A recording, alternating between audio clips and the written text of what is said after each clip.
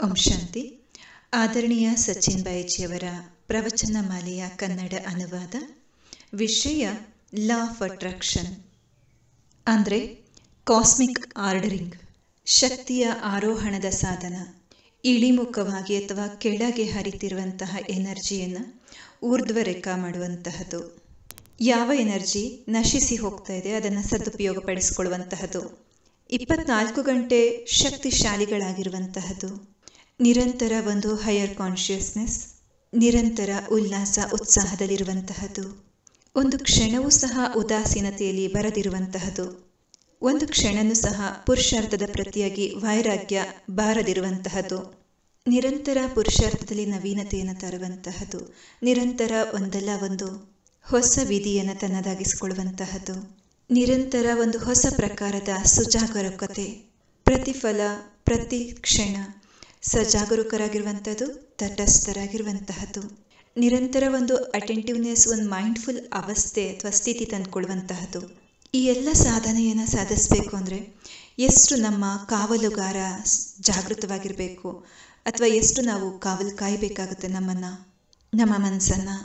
ಆ ಮನಸ್ಸಿನ ಮೇಲೆ ಈ ಪ್ರಪಂಚದಲ್ಲಿರುವಂಥ ಈ ಸ್ಥಿತಿಗತಿಗಳು, ಪ್ರಪಂಚದಲ್ಲಿ ಆಗ್ತಿರುವಂಥ ಏರುಪೇರುಗಳು ಮತ್ತು ಪ್ರಪಂಚದಾದ್ಯಂತ ಹರಡಿರುವಂತಹ ದುಃಖದಾಯಿ ವಾತಾವರಣ, ಇಂತಹ ವಾತಾವರಣದಲ್ಲಿ ತಮ್ಮನ್ನು ತಾವು ಸ್ಥಿರವಾಗಿಟ್ಟುಕೊಳ್ಳುವಂತಹದ್ದು. ಆ ರೀತಿಯೆಲ್ಲ ಪರಿಸ್ಥಿತಿಗಳೇ ಇಲ್ಲ ಅಂದರೆ ನಾವು ಸ್ಥಿರವಾಗಿರ್ತಿದ್ವಿ ಅಂತ ಹೇಳಿಬಿಟ್ಟು, ಪರಿಸ್ಥಿತಿ ಇಲ್ಲ ಅಂದರೂ ಸಹ ಮನುಷ್ಯ ಸ್ಥಿರವಾಗಿರುವಂಥದ್ದು ಕಠಿಣವಾಗಿರುತ್ತೆ.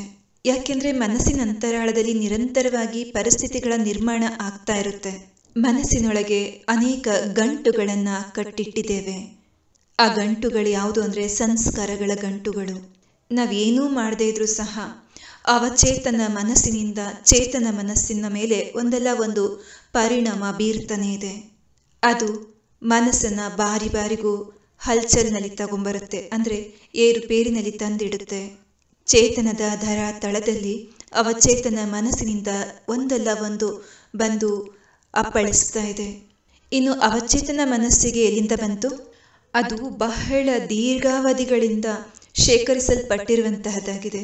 ಅದನ್ನು ಬೇರೆ ಯಾರೂ ಶೇಖರಿಸಿಟ್ಟಿಲ್ಲ, ನಾವೇ ನಿರ್ಮಿಸಿ ಶೇಖರಿಸಿ ಇಟ್ಟಿರುವಂತಹದ್ದಾಗಿದೆ. ಈ ಯಾವ ಸಾಧನೆಯನ್ನು ನಾವು ಮಾಡಲಿಕ್ಕೆ ಹೊರಟಿದ್ದೀವಿ, ಇದು ಒಂದು ದಿನದ ಸಾಧನೆಯಲ್ಲ, ಸುದೀರ್ಘಾವಧಿಯ ಸಾಧನೆಯಾಗಿದೆ. ಇದರಲ್ಲಿ ಬಹಳ ಧೈರ್ಯ ಬೇಕು. ಧೈರ್ಯ ಅಂದರೆ ತಾಳ್ಮೆ, ಸಾಹಸ ಬೇಕು. ಇವತ್ತಿನ ಬೆಳಗಿನ ಸಾಕಾರ ಮುರಳಿಯಲ್ಲಿ ಬ್ರಹ್ಮ ಬಾಬಾ ಹೇಳ್ತಾರೆ, ಇಷ್ಟೊಂದು ಮಕ್ಕಳು ಬಾಬನ ಮನೆಗೆ ಬರ್ತಾರೆ, ಬಾಬನಿಗೂ ಚಿಂತೆ ಆಗುತ್ತೆ, ಬಾಬಾ ಈ ಮಕ್ಕಳನ್ನ ಎಲ್ಲಿ ಇಡಬೇಕು ಅಂತ ಹೇಳಿಬಿಟ್ಟು. ಅಕಾಮಿಡೇಷನ್ನ ಇಶ್ಯೂ ಇದೆ ಅಲ್ವಾ? ಆದರೆ ಅದಕ್ಕೆ ಉತ್ತರ ಶಿವಬಾಬಾ ಏನು ಕೊಡ್ತಾರಂದರೆ, ಮಕ್ಕಳೇ ವೆಯ್ಟ್ ಮಾಡಿ ನೋಡಿ, ವೆಯ್ಟ್ ಆ್ಯಂಡ್ ಸಿ. ಚಿಂತೆ ಯಾಕೆ ಮಾಡ್ತೀರಾ? ವಿದ್ಯಾಭ್ಯಾಸ ಮಾಡ್ತಾ ಇರಿ, ನಿರಂತರ ಓದ್ತಾ ಇರಿ, ಮನ್ಮನಾಭವ ಎಂಬ ಪಾಠವನ್ನು. ಬ್ರಹ್ಮ ಬಾಬಾ ಅಂದರೆ ಆದಿದೇವ, ಮನುಷ್ಯ ಸೃಷ್ಟಿಯಲ್ಲಿ ಸಂಪೂರ್ಣನಾಗಿರುವಂತಹವರು. ಅವರೇ ಪ್ರಥಮ ಪುರುಷ ಆಗಿದ್ದಾರೆ. ಅವರಿಗೂ ಸಹ ಚಿಂತೆ ಇದೆ, ಬಹಳ ದೊಡ್ಡ ಸತೋಪ್ರಧಾನ ಚಿಂತೆ ಇದೆ, ನಿಸ್ವಾರ್ಥವಾಗಿರುವಂಥ ಚಿಂತೆ ಇದೆ. ಆದರೆ ಅದು ಚಿಂತೆನೇ ಆಗಿದೆ. ಮತ್ತು ಅವರ ಗತಿ ಏನಾಗಬೇಕು? ಇಲ್ಲಿ ತನಕ ಯಾರು ಬ್ರಹ್ಮ ಬಾಬನ ಸಮಾನ ಸ್ಥಿತಿಯನ್ನು ತಂದುಕೊಂಡಿರಲ್ಲ, ಮತ್ತು ವರ್ತಮಾನದಲ್ಲಿ ಜೀವಿಸ್ತಾ ಇರುವಂತಹವರ, ಚಿಂತೆಗಳ ಸಾಗರದಲ್ಲಿ ಬಿದ್ದಿರುವಂತಹವರ ಗತಿ ಏನಾಗಬೇಕು? ಬ್ರಹ್ಮ ಬಾಬರವರ ಸಮಯದಲ್ಲಿ ಬಾಬನ ನೆನಪು ಮಾಡುವಂಥದ್ದು ಬಹಳ ಕಠಿಣ ಆಗಿತ್ತು. ಆದರೆ ಈ ಜಗತ್ತು ಸ್ವಲ್ಪ ಓಕೆ ಇತ್ತು. ಇವತ್ತು ಈ ಸಂಸಾರದ ಗತಿ ಏನಾಗಿದೆ? ಬಾಬರವರ ಮಹಾವಾಕ್ಯ ಆಗಿದೆ, ನೀವು ಯಾವಾಗ ನನ್ನ ನೆನಪು ಮಾಡ್ತೀರಾ ಆಗ ನಾನು ಹಾಜರಾಗ್ಬಿಡ್ತೇನೆ. ಅಂಡರ್ಲೈನ್ ಮಾಡ್ಕೋಬೇಕಾಗಿರುವಂಥ ಮಹಾವಾಕ್ಯ ಇವತ್ತಿನ ಸಾಕಾರ ಮುರಳಿಯದು. ಮಕ್ಕಳೇ, ಯಾವಾಗ ನೀವು ನನ್ನನ್ನು ನೆನಪು ಮಾಡ್ತೀರಾ ನಾನು ಹಾಜರಾಗ್ಬಿಡ್ತೇನೆ. ಈ ಮಾತಿನ ಅನುಭವವೆಷ್ಟಿದೆ? ಇಲ್ಲಿ ನಿಮಗೆ ತಿಳಿಸ್ಕೊಳ್ಳಾಗ್ತಿರುವಂಥ ಪ್ರತಿಯೊಂದು ಮಾತು ಒಂದು ದಿವಸಕ್ಕೆ ಮಾಡಿ ಮುಗಿಸುವಂತಹದ್ದಲ್ಲ. ಪ್ರತಿನಿತ್ಯ ಇದರ ಅಭ್ಯಾಸವನ್ನು ಮಾಡಬೇಕಾಗುತ್ತೆ, ಜೀವನ ಪರ್ಯಂತ ಮಾಡಬೇಕಾಗುತ್ತೆ. ಇಲ್ಲಿ ನಿಮಗೊಂದು ಮೆಥಡ್ ಅಷ್ಟೇ ಹೇಳಲಾಗುತ್ತೆ, ಇದೇ ರೀತಿ ಮಾಡಬೇಕು ಎಂಬ ಅವಶ್ಯಕತೆಯೂ ಏನಿಲ್ಲ. ಯಾಕೆ ಅಂದರೆ ಜೀವನ ಒಂದು ಲ್ಯಾಬೊರೇಟರಿ ಆಗಿದೆ, ಪ್ರಯೋಗ ಶಾಲೆಯಾಗಿದೆ. ಅದರಲ್ಲಿ ನಾವು ನಮ್ಮದೇ ಆದಂಥ ವಿಧಿಯಲ್ಲಿ ಹೊಸ ಹೊಸ ಪ್ರಯೋಗವನ್ನು ಮಾಡಲಿಕ್ಕೆ ಸಾಧ್ಯ ಇದೆ. ಆ ಪ್ರಯೋಗವನ್ನು ಈಗಿಂದಲೇ ಈ ಕ್ಷಣದಿಂದಲೇ ನಾವು ಮಾಡಬೇಕು. ಇವತ್ತಿನ ದಿನವನ್ನು ಭಗವಂತ ನಮಗೆ ಪ್ರಯೋಗ ಮಾಡಲಿಕ್ಕಾಗಿ ಕೊಟ್ಟಿದ್ದಾರೆ. ಪ್ರತಿನಿತ್ಯ ನೂತನ ಪ್ರಯೋಗವನ್ನು ಮಾಡಲಿಕ್ಕಾಗಿ ನಮಗೆ ಸಿಕ್ಕಿರುವಂತಹದ್ದು. ನಿತ್ಯ ಪ್ರಯೋಗವನ್ನು ಮಾಡಲೇಬೇಕು. ಟ್ರಯಲ್ ಆ್ಯಂಡ್ ಎರರ್, ಇದಕ್ಕೆ ಹೇಳಲಾಗುತ್ತೆ ಟ್ರಯಲ್ ಆ್ಯಂಡ್ ಎರರ್ ಮೆಥಡ್. ತಪ್ಪು ಮಾಡಿ ಕಲೀರಿ, ತಪ್ಪು ಮಾಡಿ ಕಲೀರಿ. ಭಯ ಬೀಳುವಂಥ ಮಾತೇನಿಲ್ಲ, ದುಃಖಿಗಳಾಗುವಂಥ ಮಾತೂ ಇಲ್ಲ. ಸೈಕಾಲಜಿನಲ್ಲಿ 2 ಶಬ್ದ ಇದೆ, ಸ್ಪಿರಿಚುವಲ್ ಬೈಪಾಸಿಂಗ್ ಅಂತ. ಏನು ಹಾಗಂದ್ರೆ ಸ್ಪಿರಿಚುವಲ್ ಬೈಪಾಸಿಂಗ್ ಅಂದರೆ ಪಾಸಿಟಿವ್ ಟಾಕ್ಸಿನ್ ಟೆರಿಟರಿ. ಜೀವನದಲ್ಲಿ ಸೈಕಾಲಜಿಕಲ್ ಇಶ್ಯೂಸ್ ಇದೆ, ಕೆಲವು ಭಯವಿದೆ, ನೋವಿದೆ, ಅಪರಾಧ ಭಾವವಿದೆ. ಅದರ ಮೇಲೆ ಬಲಪೂರ್ವಕವಾಗಿ ಆಧ್ಯಾತ್ಮಿಕವನ್ನು ತುರುಕ್ಲಾಗ್ತಾ ಇದೆ. ಅರೆ ಸೋದರ, ನಿನ್ನ ಬಾಬಾ ನೆನಪು ಮಾಡು, ಇದನ್ನೆಲ್ಲ ಬಿಟ್ಬಿಡು, ಈ ರೀತಿ ನುಂಗಿಸ್ಲಾಗ್ತಾ ಇದೆ. ಆಗ ವ್ಯಕ್ತಿ ಒಪ್ಕೊಳ್ತಾನೂ ಸಹ ಇದ್ದಾರೆ. ಯಾಕೆಂದರೆ ಇಂತಹ ಶಬ್ದಗಳೆಲ್ಲ ಸರ್ವಮಾನ್ಯ ಶಬ್ದಗಳಾಗಿದೆ. ಒಳಗಿರುವಂತಹದ್ದು ಅಲ್ಲೇ ದಮನವಾಗ್ತಾ ಇದೆ ಆಧ್ಯಾತ್ಮಿಕತೆಯ ಕಾರಣದಿಂದ. ಈ ಸ್ಪೆಷಲ್ ಟರ್ಮ್ಸ್ನ ಕಂಡುಹಿಡಿಯಲಾಗಿದೆ ಸ್ಪಿರಿಚುವಲ್ ಬೈಪಾಸಿಂಗ್ ಅಂತ. ಅಥವಾ ಒಂದು ಟೆರಿಟರಿನಲ್ಲಿ ಎಂಟ್ರಿ ಆಗ್ತಾ ಇದೆ. ಅಲ್ಲಿ ವ್ಯಕ್ತಿ ಸ್ಪಿರಿಚುವಲ್ ಐಡಿಯಾಸ್ನ, ಸ್ಪಿರಿಚುವಲ್ ಪ್ರಾಕ್ಟೀಸಸ್ನ ಯೂಸ್ ಮಾಡ್ತಾರೆ. ಮತ್ತು ತನ್ನ ವಾಸ್ತವಿಕ ಸಿಚುವೇಶನ್ ಅಥವಾ ಪ್ರೆಸೆಂಟ್ ಸಿಚುವೇಶನ್ಸ್ ಏನಿದೆ ಅದರಿಂದ ಬಹಳ ದೂರ ಓಡಿ ಹೋಗ್ಬಿಡ್ತಾನೆ. ಅವನೊಳಗಿರುವಂಥ ಅಪರಾಧ ಭಾವದಿಂದ ಆತ ದೂರ ಓಡೋಗ್ಬಿಡ್ತಾ ಇದ್ದಾನೆ. ಮಾಡಿರುವಂಥ ತಪ್ಪನ್ನು ಬಿಟ್ಟು ದೂರ ಓಡಲಿಕ್ಕೆ ಶುರು ಮಾಡ್ತಾನೆ. ಮಾಡಿರುವಂಥ ತಪ್ಪನ್ನು ಹಾಗೆ ಬಿಟ್ಟು ಕಳೆದಿದ್ದೆಲ್ಲ ಹೋಯ್ತು, ಬಾಬನನ್ನು ನೆನಪು ಮಾಡಿ, ಪಾಸ್ಟ್ ಇಸ್ ಪಾಸ್ಟ್, ಆ ರೀತಿ ಎಸ್ಕೇಪಿಸಮ್ನಲ್ಲಿ ಬರ್ತಾ ಇದ್ದಾನೆ. ಈ ಎಲ್ಲ ಮಾತುಗಳು ತುಂಬ ಒಳ್ಳೆಯದಿದೆ. ಸ್ಪಿರಿಚುವಲ್ ಪ್ರಾಕ್ಟೀಸಸ್ ಎಲ್ಲ ಬಹಳ ಒಳ್ಳೆಯದೇ. ಇಲ್ಲಿ ಏನು ನಡೀತಾ ಇದೆ ಅಂತಂದರೆ, ಆಧ್ಯಾತ್ಮಿಕತೆಯನ್ನು ನುಗ್ಗಿಸ್ತಾ ಒಳಗಿರುವಂತಹ ತಪ್ಪುಗಳನ್ನು ಅಥವಾ ಅಪರಾಧಗಳನ್ನೆಲ್ಲ ಮುಚ್ಚಿಡ್ಲಾಗ್ತಾ ಇದೆ. ವ್ಯಕ್ತಿಗೆ ಇಚ್ಛೆ ಇದೆ, ನಾನು ಬಹಳಷ್ಟು ಓದಬೇಕು, ತುಂಬ ಮುಂದುವರಿಬೇಕು ಅಂತ. ಒಂದು ಕಡೆ ಜ್ಞಾನ ಹೇಳ್ತಾ ಇದೆ, ವಿನಾಶ ಎದುರುಗಡೆ ನಿಂತಿದೆ, ಮುಂದಿನ ವರ್ಷ ದೀಪಾವಳಿ ಬರೋದೇ ಇಲ್ಲ, ಮರ್ತು ಬಿಡಿ. ತನ್ನೊಳಗಿರುವಂಥ ಅಂಧಕಾರವನ್ನು ಅಸ್ವೀಕಾರ ಮಾಡುವಂಥದ್ದು ಮತ್ತು ಅದ್ರ ಮೇಲ್ಗಡೆ ಫೀಲ್ ಗುಡ್ ಎಂಬ ಬ್ಯಾಂಡೇಜನ್ನು ಹಾಕೋದು, ಆಧ್ಯಾತ್ಮಿಕತೆ ಎಂಬ ಬ್ಯಾಂಡೇಡ್ ಹಾಕೋದು. ಹೇಳೋದೇನಂತಂದರೆ, ನನಗೆ ತುಂಬ ಚೆನ್ನಾಗಿ ಅನಿಸುತ್ತೆ ಜ್ಞಾನ ಕೇಳ್ತಾ ಇದ್ರೆ ಅಂತ ಹೇಳ್ಬಿಟ್ಟು ಫೀಲ್ ಗುಡ್ ಫೀಲ್ ಮಾಡುವಂಥದ್ದು. ಈ ಆಧ್ಯಾತ್ಮಿಕ ಜ್ಞಾನದ ಕಾರಣ ನನ್ನೆಲ್ಲ ಸಮಸ್ಯೆಗಳನ್ನು ನಾನು ಮರೆತು ಬಿಡ್ತೀನಿ. ಆದರೆ ಈ ಆಧ್ಯಾತ್ಮಿಕ ಜ್ಞಾನವನ್ನು ಕೇಳ್ತಾ ನೀವು ಸಮಸ್ಯೆನ ಮರಿತಾ ಇದ್ದೀರಾದರೆ ಸಮಸ್ಯೆಯಿಂದ ಮುಕ್ತ ಆಗಿಲ್ಲ ಅಲ್ವಾ? ಅಂದರೆ ಇಲ್ಲಿ ಸ್ಪಿರಿಚುವಲ್ ಬೈಪಾಸಿಂಗ್ ಆಗ್ತಾ ಇದೆ. ನಿಮ್ಮನ್ನು ಸ್ಪಿರಿಚುವಲ್ ಬೈಪಾಸ್ ಮಾಡುವಂತಹ ಲಕ್ಷ್ಯ ಆಧ್ಯಾತ್ಮಿಕದ್ದಲ್ಲ. ಭಗವಂತ ನಿಮಗೆ ಇದನ್ನು ಕಲಿಸ್ಕೊಟ್ಟಿಲ್ಲ. ಈಗ ನಾವೇನು ಮಾಡ್ತಿದ್ದೀವಿ, ಇದು ನಿಜವಾಗ್ಲೂ ಭಗವಂತನ ಮಹಾವಾಕ್ಯ ಅಲ್ಲ. ಬಾಬಾ ಹೇಳಿರೋದು ಏನು ಸಮಸ್ಯೆ ಇದೆ ಅದನ್ನು ಅರ್ಥ ಮಾಡ್ಕೊಳ್ಬೇಕು, ಅದನ್ನು ಬುಡ ಸಮೇತವಾಗಿ ಕಿತ್ತಾಕಬೇಕು. ಇನ್ನು ಎರಡನೇದಾಗಿದೆ ಟಾಕ್ಸಿಕ್ ಪಾಸಿಟಿವಿಟಿ ಟೆರಿಟರಿ ಅಂತ. ಸ್ವಲ್ಪ ಜಾಸ್ತಿನೇ ಪಾಸಿಟಿವಿಟಿ ಟಾಕ್ಸಿನ್ಸ್ ಕ್ರಿಯೇಟ್ ಆಗ್ತಾ ಇದೆ. ಪಾಸಿಟಿವಿಟಿದು ಓವರ್ ಡೋಸೇಜ್ ಆಗಿಬಿಟ್ಟಿದೆ. ಪಾಸಿಟಿವಿಟಿದು ಯಾರ್ದೋ ತಾಯಿಯ ಮೃತ್ಯು ಆಗಿರುತ್ತೆ, ಪಾಸಿಟಿವ್ ಆಗಿ ಯೋಚನೆ ಮಾಡಿ ಅಂತ ಹೇಳುವಂಥದ್ದು. ಡ್ರಾಮಾ ಕಣ್ರಿ, ಮರ್ತು ಬಿಡ್ರಿ, ಮುಂದುವರಿರಿ, ಮರ್ತು ಬಿಡಿ, ಪುರುಷಾರ್ಥ ಮಾಡಿ, ಅವರು ಆತ್ಮ ಆಗಿದ್ದಾರೆ. ಈ ರೀತಿಯೆಲ್ಲ ಶಬ್ದಗಳನ್ನು ಆತ್ಮ ಸ್ವೀಕಾರ ಮಾಡೋದಿಲ್ಲ. ಆಮೇಲೆ ಅದು ಜೀವನದಲ್ಲಿ ಒಂದು ಉದಾಸೀನತೆಯನ್ನು ಉತ್ಪನ್ನ ಮಾಡುತ್ತೆ. ಬಾಬರವರು ಉದಾಸೀನರಾಗೋದನ್ನ ಕಲಿಸ್ಕೊಟ್ಟಿದ್ದಾರಾ? ಆದರೆ ಜೀವನದಲ್ಲಿ ಉದಾಸೀನತೆ ಬಂದ್ಬಿಟ್ಟಿದೆ. ಈಗೇನು ಮಾಡಬೇಕು? ನೆಗೆಟಿವ್ ವಿಚಾರಗಳು ಒಮ್ಮೊಮ್ಮೆ ಬಂದ್ಬಿಡುತ್ತೆ.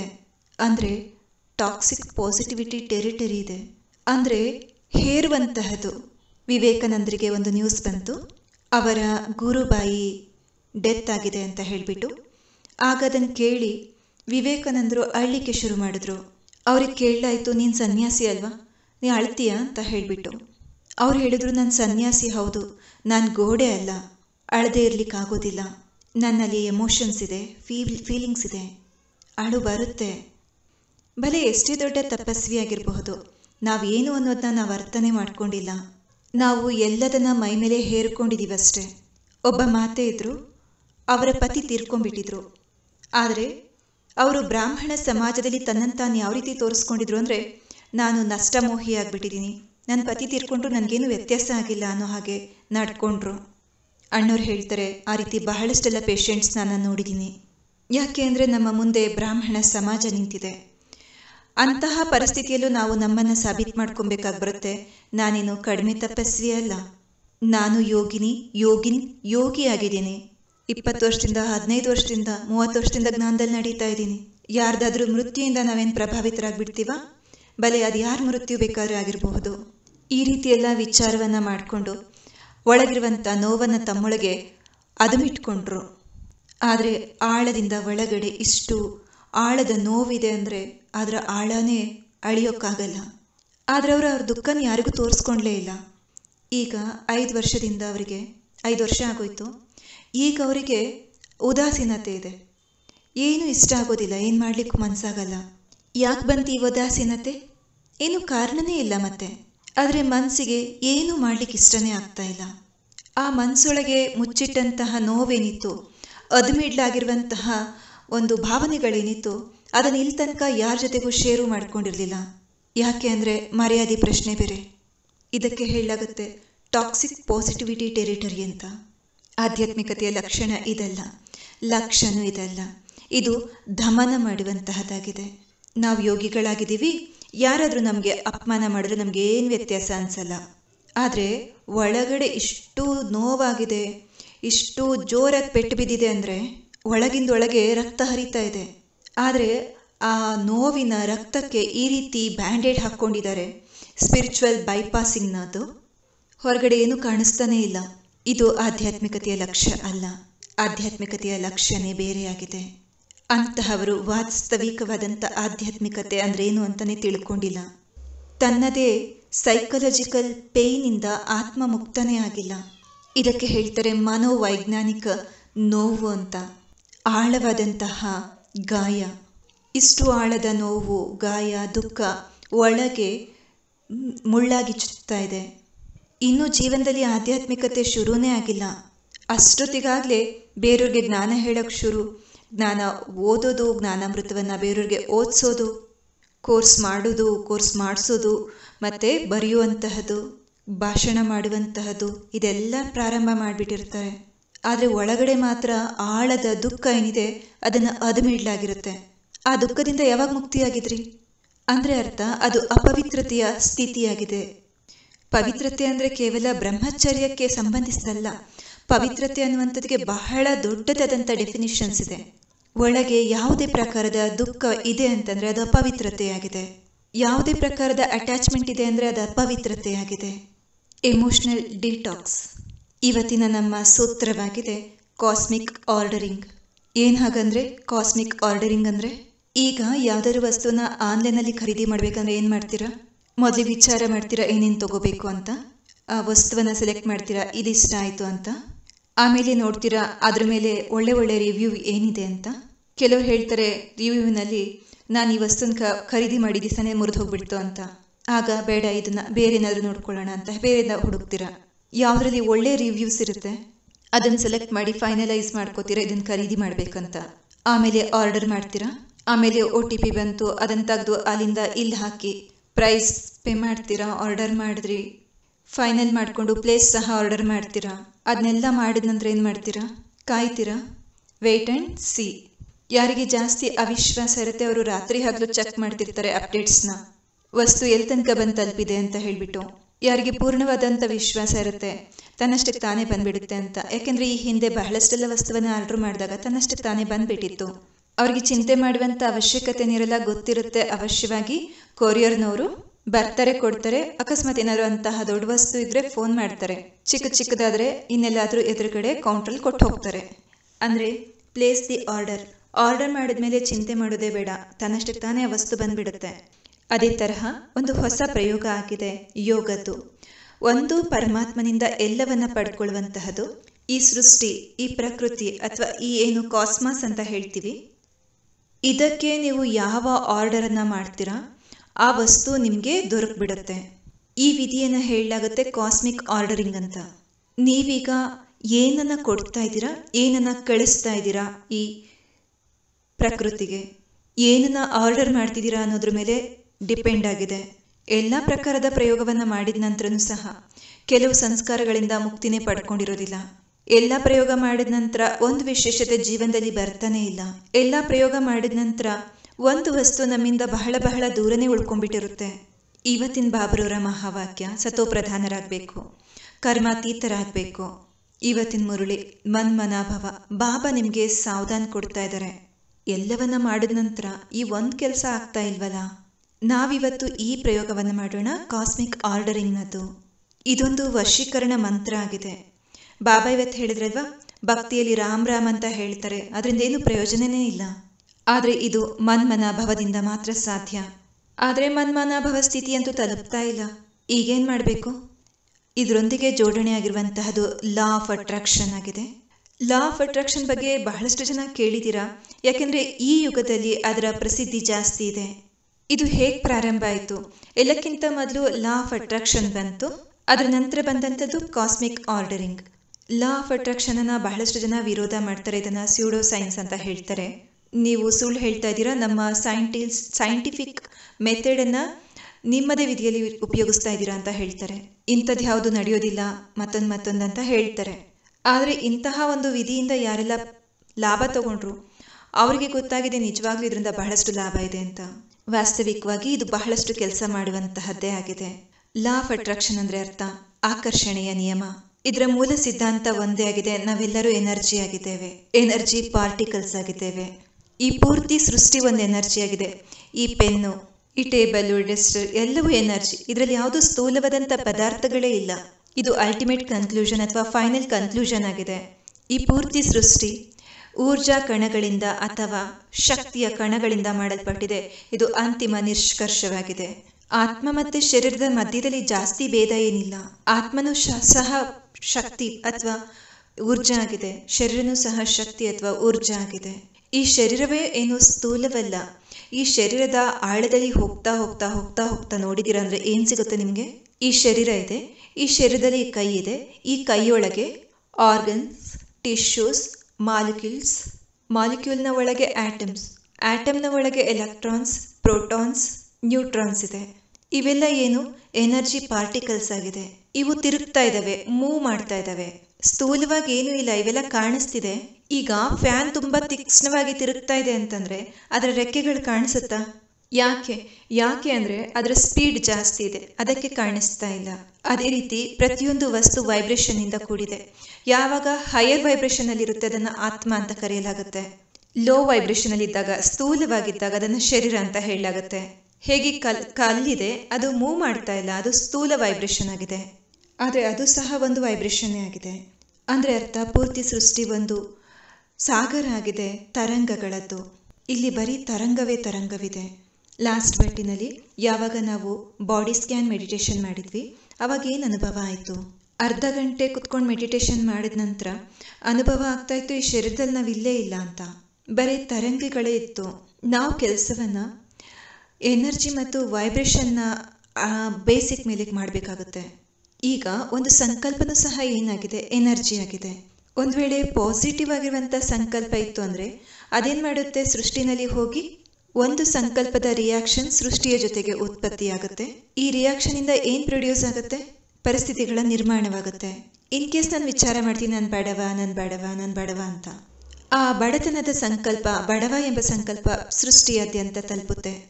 ಆ ಸಂಕಲ್ಪದ ಜೊತೆಗೆ ಪ್ರಕೃತಿಯ ಕೆಮಿಕಲ್ ರಿಯಾಕ್ಷನ್ ಆಗುತ್ತೆ ಮತ್ತು ಪರಿಸ್ಥಿತಿಯ ನಿರ್ಮಾಣ ಆಗ್ಬಿಡುತ್ತೆ. ಅದೇ ರೀತಿ ರಷ್ಯಾದ ವೈಜ್ಞಾನಿಕರು ಬಹಳಷ್ಟೆಲ್ಲ ಪ್ರಯೋಗ ಮಾಡಿದ್ರು. ಈ ಯುಗದ ಪ್ರಾರಂಭದಲ್ಲಿ ಒಬ್ಬ ಯೋಗಿ ತನ್ನ ಕಮಂಡಲದಲ್ಲಿ ನೀರು ತುಂಬಿಕೊಳ್ತಾರೆ ಮತ್ತೆ ಹೇಳ್ತಾರೆ, ಈ ನೀರು ಶುದ್ಧವಾಗಿಬಿಡ್ಲಿ ಅಂತ, ಈ ನೀರು ಪವಿತ್ರವಾಗಿಬಿಡ್ಲಿ, ಈ ನೀರಿನೊಳಗೆ ಶುಭ ಭಾವನೆಗಳು ತುಂಬ್ಕೊಂಬಿಡ್ಲಿ ಅಂತ ಹೇಳಿ ಆ ನೀರನ್ನು ಅಭಿಮಂತ್ರಿತ ಮಾಡ್ತಾರೆ. ಅದನ್ನು ತಗೊಂಡೋಗಿ ತೋಟಕ್ಕೆ ಹಾಕ್ತಾರೆ. ಅಲ್ಲಿ ಬರುವಂಥ ಹಣ್ಣು ಹೂಗಳು ಬಹಳ ಸುಂದರವಾಗಿ ಬರುತ್ತೆ, ಬೆಳೆಯುತ್ತೆ. ಇನ್ನು ಎರಡನೇದಾಗಿದೆ, ಆ ಎರಡನೇದರಲ್ಲಿ ದುಷ್ಟ ವೈಬ್ರೇಷನ್ಸ್, ನೆಗೆಟಿವ್ ವೈಬ್ರೇಷನ್ಸ್ನ ತುಂಬಲಾಗುತ್ತೆ. ಅದನ್ನು ತಗೊಂಡೋಗಿ ತೋಟಕ್ಕೆ ಹಾಕಿದ್ರೆ ಅಲ್ಲಿ ಫಸಲೇ ಬರಲಿಲ್ಲ. ಈಗ ಅಲ್ಲಿ ಏನಾಯಿತು? ಆ ಎರಡು ನೀರಿನಲ್ಲಿ ಏನಂತರ ಉಂಟಾಯಿತು? ನೀರು ಕೆಮಿಕಲ್ನ ರೂಪದಲ್ಲಿ ಎರಡೂ ಒಂದೇ ಇದೆ. ಯಾವಾಗ ನಾವು ಒಂದು ನೀರನ್ನು ಚಾರ್ಜ್ ಮಾಡ್ತೀವಿ, ಅದರೊಳಗೆ ಶುದ್ಧ ಭಾವನೆಯನ್ನು ತುಂಬ್ತೇವೆ, ಅದರೊಳಗೆ ಕೆಮಿಕಲ್ ರೂಪದಲ್ಲಿ ಯಾವುದೇ ಅಂತರ ಉಂಟಾಗಲಿಲ್ಲ, ಆದರೆ ಗುಣಾತ್ಮಕ ಭೇದ ಉಂಟಾಗಿದೆ.